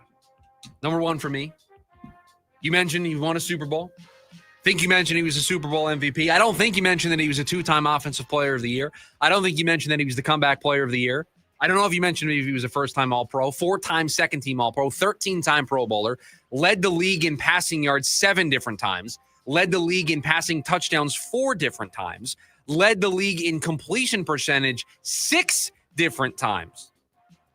Drew Brees, number 1. Changed how you played that position. A smaller quarterback operating and putting up those types of numbers. He has the most career 5,000-yard seasons. He has the most consecutive games with a touchdown pass in league history. He has the most passing touchdowns in a game he's tied, and he has the highest completion percentage in a season as the quarterback. And that's why he's on my list. How many HMs you got? Well, you didn't get my number 1. Oh, who's your number 1? Larry Fitzgerald should be your number 1. Larry Fitzgerald's my number 1. I had a couple HMs. 4 for me. Okay. I have 3. Do you want to go with your HMs first? I have Jason Witten. Okay. I have Frank Gore as an HM. I had Frank Gore. And I want to talk about Frank Gore for just a second because I think this is important. This is something that in other sports and even to a certain extent in football can work against you. The idea of being a compiler, of just being around for a really long time. That actually benefits Frank Gore because of the position that he played. I was going to say, to do it at running back is so impressive. To be a compiler at the running back position makes that not a pejorative, but makes it a achievement, an accomplishment. You were a compiler at the hardest position offensively on your body.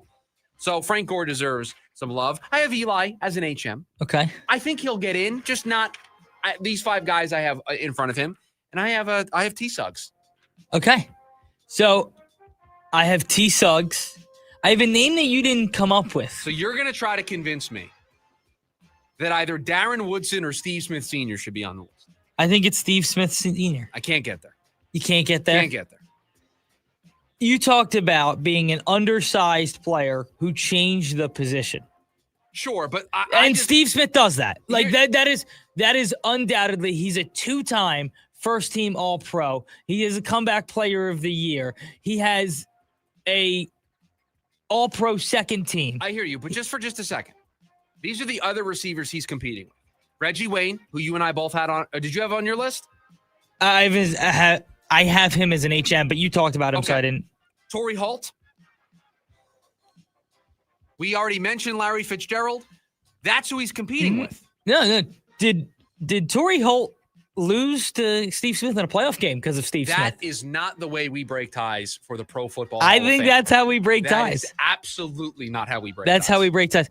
Can I say the most impressive thing about Steve Smith? Sure. In 2014, Steve Smith went to Baltimore. He had a 1,000-yard season as a Baltimore Raven.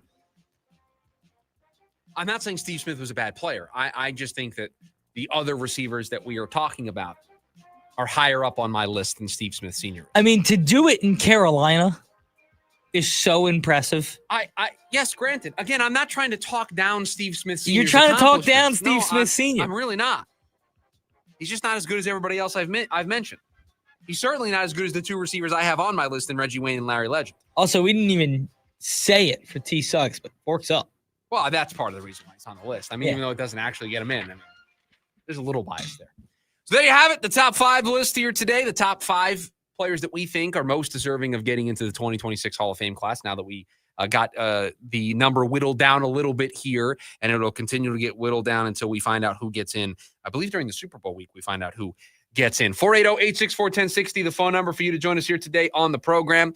When we come back, it has become a problem so far in his early career.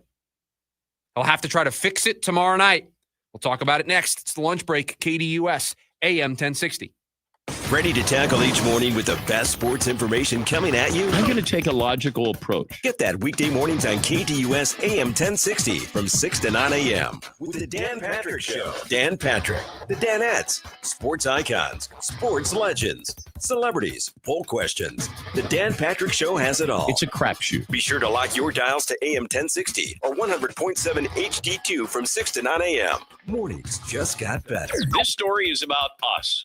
Ever tried balancing a dozen eggs in one hand while hopping on one foot? Or maybe juggling cats while riding the unicycle? Sounds ridiculous, right? But guess what?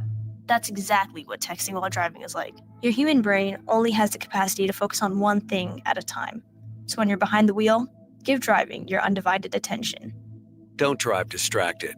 A message brought to you by the National Highway Traffic Safety Administration, Project Yellow Light, and the Ad Council. Hey, Coach Brian Wright and the Lumberjacks are setting a new standard in Flagstaff. Happy with our attitude, our effort, how we've come together as a football team. Join us Saturday. The Lumberjacks visit the Portland State Hornets. Our coverage begins at 1 on your home for Lumberjack football. Skips his way into the end zone. Touchdown, Lumberjacks. The NAU Lumberjack Sports Network from Learfield. Fall savings have arrived at Mark Kia in Scottsdale. Right now, you can lease a brand new 2025 Kia Niro EV for just $99 a month for 24 months with $19.99 due at signing. That's right, a brand new Kia for under $100 a month. Step up to an EV and save on maintenance, and monthly fuel bills for the average driver are 1/3 the cost of gas. All for just $100 a month. The name to remember? Mark Kia. Mark Kia. $0 for deposit. Unit plus tax title license and $998 fee. Offer expires September 30th, 2025. Summer's here, and SRP wants to remind you that swim safety starts with W. That's right, W, as in Water Watcher. Keep pool time a good time by designating an adult who can swim and know CPR. Be sure they avoid distractions, always scan the swimming area, and ensure that the pool gate stays locked. Assigning a water watcher is a simple step to help prevent drownings and keep everyone safe around pools.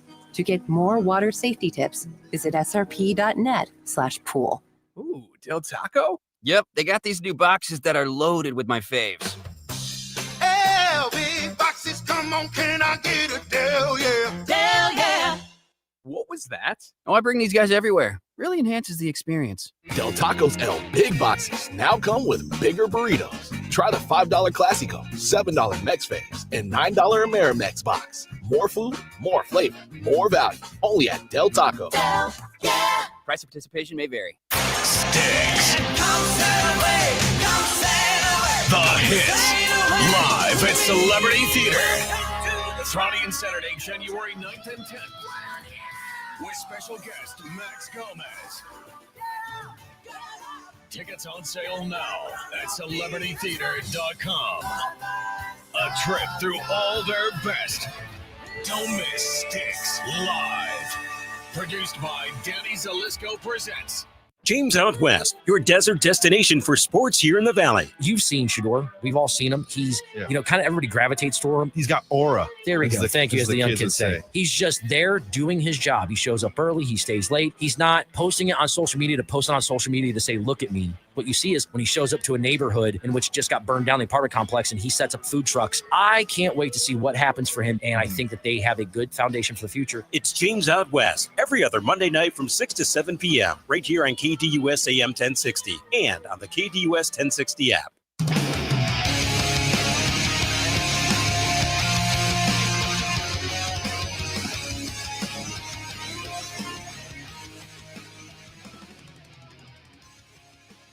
Back here on the lunch break, Chris Schubert with you, KDUS AM 1060. Tomorrow night, Cardinals, Seahawks, divisional clash to kick off week 4 of the NFL season. And it's an important one for both sides. Both sides looking for their first divisional win of the season. And divisional wins have been one recurring theme through Kyler Murray's first 7 seasons in the National Football League. There have been plenty of reasons to be critical of the quarterback of the Arizona Cardinals, but one of them have been his struggles against the NFC West. 29 career starts within the division, 8-21. 29 divisional games Kyler Murray has been under center for the Arizona Cardinals. He's won 8 of them. 8-21. Now, to be fair, went 3-3 last year against the division, so certainly had a good year last year. You take those out, that makes him, 5-18 before what he did last season. So it was worse before he picked up the 3 wins this season. 2-8 in 10 career games against the Seattle Seahawks. And I know you don't want me to do this, but should we revisit the 2 games that he played against Seattle last year? The game coming out of the bye up in Seattle, in which he played pretty poorly, yet they still had a chance to win, driving to start the second half before turning the ball over. Do we talk about the game at home with the 2 first quarter turnovers that ended the game before it could even begin against Seattle last year. That's how he played against the team he's facing tomorrow night last year. This is a very important game for Kyler Murray and the Arizona Cardinals. You win it. You're 1-1 against the division. You keep yourself afloat. And you potentially start to change that narrative about how you fare in divisional clashes. You lose it, and it's the same old Cardinals, and it's the same old Kyler Murray. It's a Kyler Murray that's now 8-22. What's that winning percentage, producer Evan? Can you do that math for me? If he loses tomorrow night, 8-22, so 8 out of 30. That can't be good. That's got to be like a 35 less. Yeah. I mean, just think about it. 10 would be 33. So it's about 26%. A 26% winning percentage against your division. He would be 2-9 in 11 career games against Seattle if they lost tomorrow. It would be same old Cardinals and same old Kyler Murray. It also becomes 0-2 against the division this year. That's the tiebreaker. That's how you get out of a potential tie at the end of the season. You're head-to-head against a divisional opponent and then the divisional record. To start 0-2, you have already given one away to the San Francisco 49ers. You would then have given one away to Seattle. You're already behind the 8 ball. Best you can do is now tie those teams, and you're 0-2 in the division. You're just digging yourself too big of a hole. Can't play this poorly against the teams you see the most. You need, as a quarterback, as a franchise, you want to be a postseason team, you want to be relevant late in the season, got to win the divisional games. 6 of your 17 games against the division. 6 against teams that you see year in and year out. Yes, there's change across the league. Yes, every team goes through changes. But there are so many players that are still there year in and year out. In LA with the Rams, you've seen Sean McVay forever. In San Francisco, you've seen Kyle Shanahan forever. You have to play better in these games. This game tomorrow is so important for Kyler Murray. It is one of the major knocks against him that he cannot win these divisional games, that he cannot beat the Seattle Seahawks, that he cannot keep this team afloat in the easiest pathway to make the postseason, win your division. The best way to do that, beat your division rivals. Kyler can't do that. Barely wins more than a quarter of the time against his divisional opponents. You can't win that way. You can't find success that way. You can't be relevant that way. It has been a problem through the first 7 years of Kyler Murray's career. It's been a massive, massive problem. Tomorrow doesn't undo it all. Tomorrow doesn't change the narrative completely. But boy, does 1-1 in the division feel a lot differently than 0-2 in the division. Boy, this 3-1 overall through the first 4 weeks of the season feel a lot differently than 2-2. That's what's at stake tomorrow for this team. That's what's at stake tomorrow for this quarterback. And I know that it's one game and people can say that, but in the NFL, one game is everything. Ask the Bengals what they think about one game last year. Right? Yeah. And so this is a division game at home. So not only are you playing a division opponent, you get to do it at home. On a short week, yes, I get it. In a week that you're not fully healthy, I understand. This matchup should be an advantageous one for the Cardinals. They should have circled this on the calendar. At home, short week, divisional opponent. You should actually have embraced the fact that it was a divisional game for you on Thursday night and you're not going on the road. You put Seattle, who also, by the way, Seattle's got to travel. You don't have to go anywhere. Seattle's got to travel down here on a short week, play a divisional game. You should be able to take advantage of this. This is the opportunity to go 3-1. And you said it. The difference between 3-1, you're in the driver's seat, and I would love to know, I'm going to Google it here. How many teams at 3-1 make the playoffs? How many teams that start 3-1 I think make the playoffs? I would bet it's a 30 to 40% difference on 2-2 to 3-1. You can ask AI this question. I think it's going to be a pretty high number. That if you start 3-1, you should make the postseason. And if you start 2-2, I bet you it's a 20 to 30% difference. I would love to see what the difference is in those numbers. The percentage of teams that in the NFL start 3-1, how many of them make the postseason, and those same numbers, but instead you start 2-2. Because I think there's probably a big difference between those two numbers, and that's how important this game is for the Cardinals tomorrow. And all of that comes back to the quarterback, which is the initial point, right? I don't need him to be Lamar Jackson or Josh Allen. I just need him to be efficient. And guess what? They win both games last year if he doesn't turn the ball over. Do you remember? I have the memory of a goldfish. Okay. Do you remember week 1 of the season? Cardinals Saints. This year. Yep. Start of the season. Was it or was it not Eric over on YouTube who was going to the game? Yeah, Eric went down to New Orleans. And he promised a victory, right? He promised a victory. So he's in the YouTube chat today saying, I'm going to the game. We'll make sure the Cardinals win. Isn't that exactly what he said? Eric, meet up with me. I'll be there. You're going to the game tomorrow. I am, yeah. Where are you sitting? I don't know. I haven't bought him yet. Oh, so you're just throwing caution to the wind for tomorrow. Yeah, I'm always been a day of guy. Really? Always. Unless there's specific events like concerts, that never really works. The day of thing. So right when they do like the pre-sale or whatever, I'll try to get on there in concerts. I was in the Ryder Cup lottery.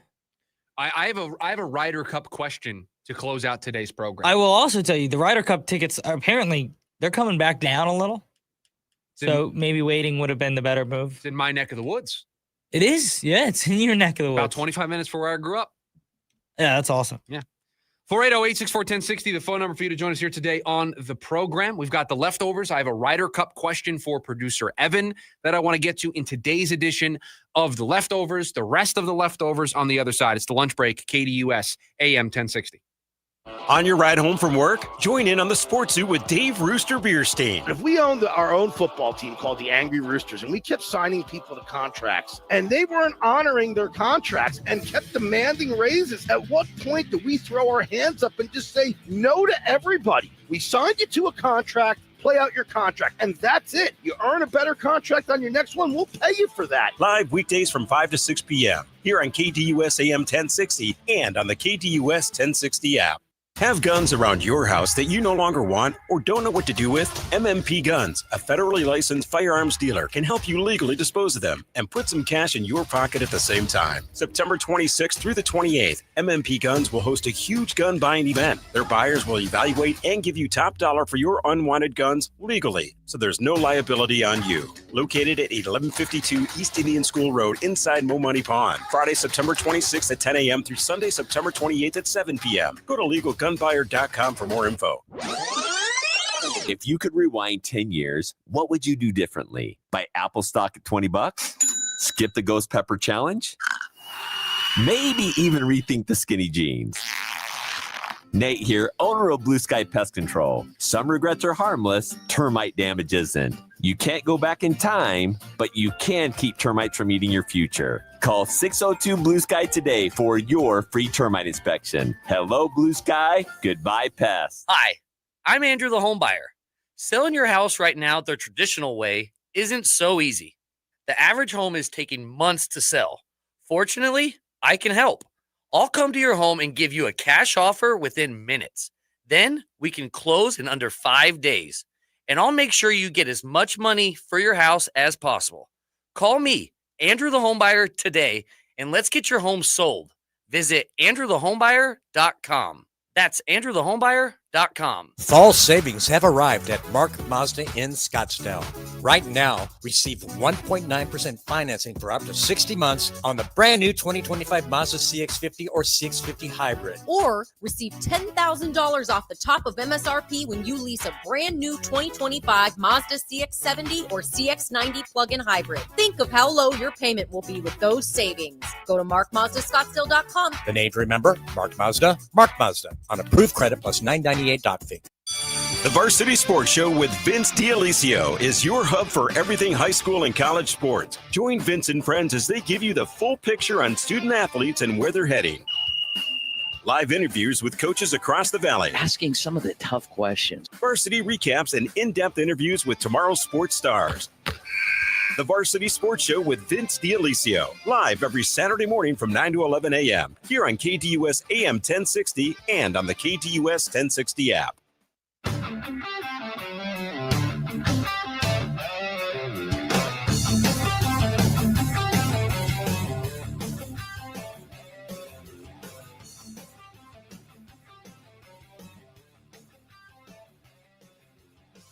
Wrapping up today's edition of the Lunch Break here on KDUS AM 1060. Thanks for hanging out with us today on the program. It's the leftovers, all the stories we didn't get to throughout the course of the program. I would like to start today, if that's all right with you, Producer Ed.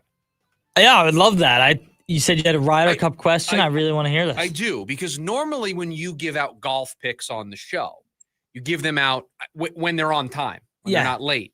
We do Wednesday before the event starts on Thursday. Mm-hmm. Ryder Cup starts on Friday. So we'll do Thursday. So are you giving out selections now, or do you want the extra time? I'm not rushing you. Well, I was going to take Thursday. So you were going to do them tomorrow. I was going to do them tomorrow. So tomorrow's leftovers. But I just want everybody to know it's like a team event. So I don't know how many picks I'm going to have.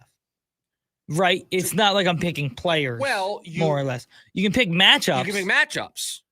Which I will do. But it does work a little differently. I don't know how many people are tuned into the Ryder Cup. My favorite golf event. I think it's by far the best. I think golf in general would be better off leaning more into the team aspect of the Ryder Cup. Yeah. Like well, that's what Liv is trying to do. No, they're not. They're not. The only similarity between Liv and the Ryder Cup is that they're teams. Everything else about it is different. The idea of, and I know it's not really this, but you're drafting a team.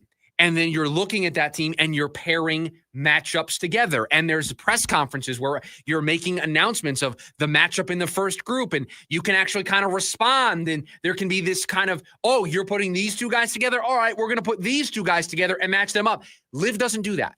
No. The PGA doesn't do that outside of the Ryder Cup. I think golf would be so much more enjoyable if throughout the year we had more events like the Ryder Cup. The Ryder Cup's not an every year thing.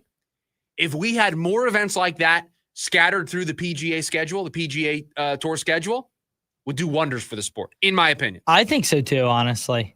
But then how do you break up the teams? Like, do you do a draft? Are you saying, what if you did it this way? What if you were like the top 4 players in the world, or the guys who win the 4 majors get to draft 4 different teams? So here's what I would do. I would say, how many of these events do you want to have in a given year? Do you want to have 4 of them? Do you want to have 6 of them? How many do you want to have? Whatever the number is, right before that event, utilize the FedEx Cup points. Yeah. Utilize the top 4 currently in the FedEx Cup points. And you know what?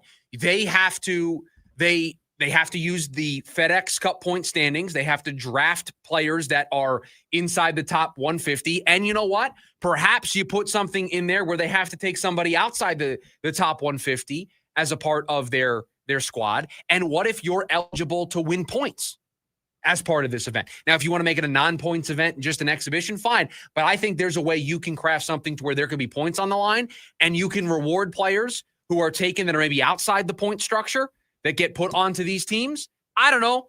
There's a lot more smarter people than me in the world of golf. They can figure it out. I just want more. You want more team. I want more team, and you want more match play style golf. I want more match play style golf. I want more, these are my two best. Because here's where I know people like the individuality of golf, but you still have that even in the team atmosphere. Yeah, no, you just beat your guy, right? It's a one-on-one. It's beat your guy. Guess what? Scotty Scheffler is playing on one of the two teams. I still get to watch Scotty Scheffler, the individual, play golf. And the way he individually plays impacts the whole team. So more team golf, please. By the way, I mean, you said it, but this is certainly the best event in golf. Best event in golf, hands down. It is the one event on the golf calendar outside of the Masters that I will rearrange my schedule for.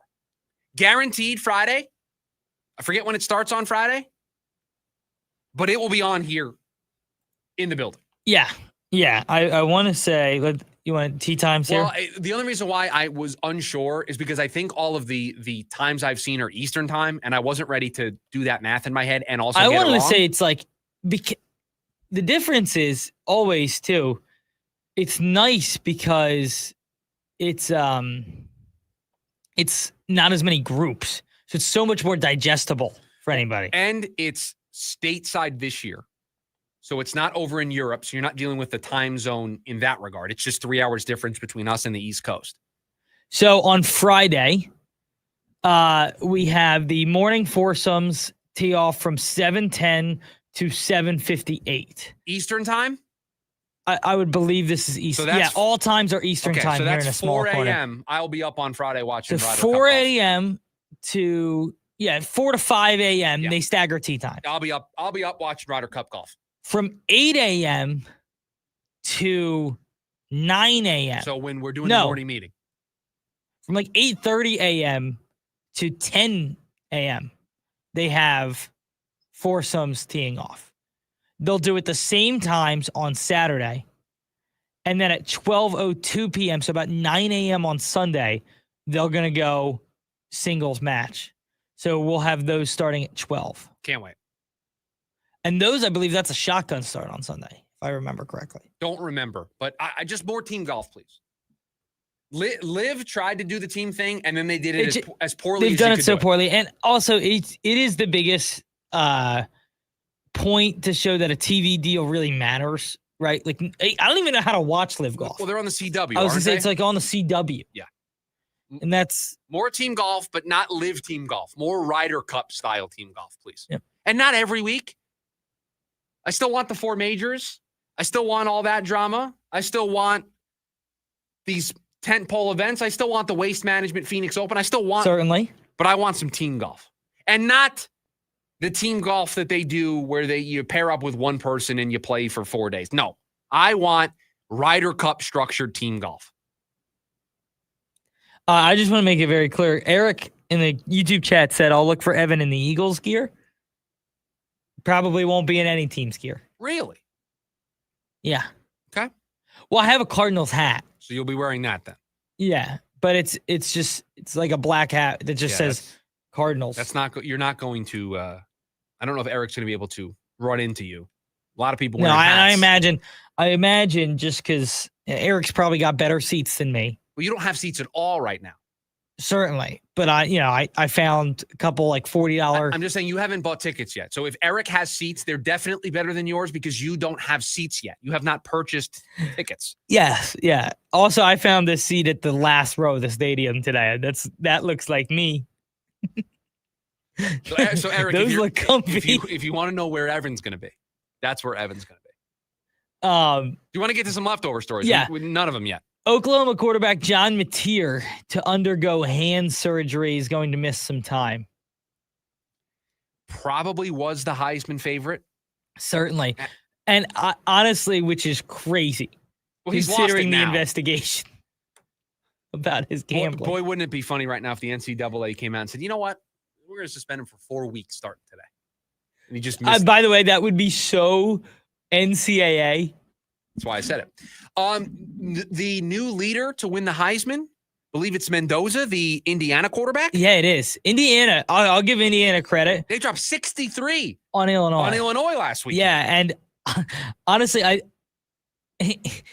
Indiana after last year on College Game Day during the playoffs, when what's their head coach's name again?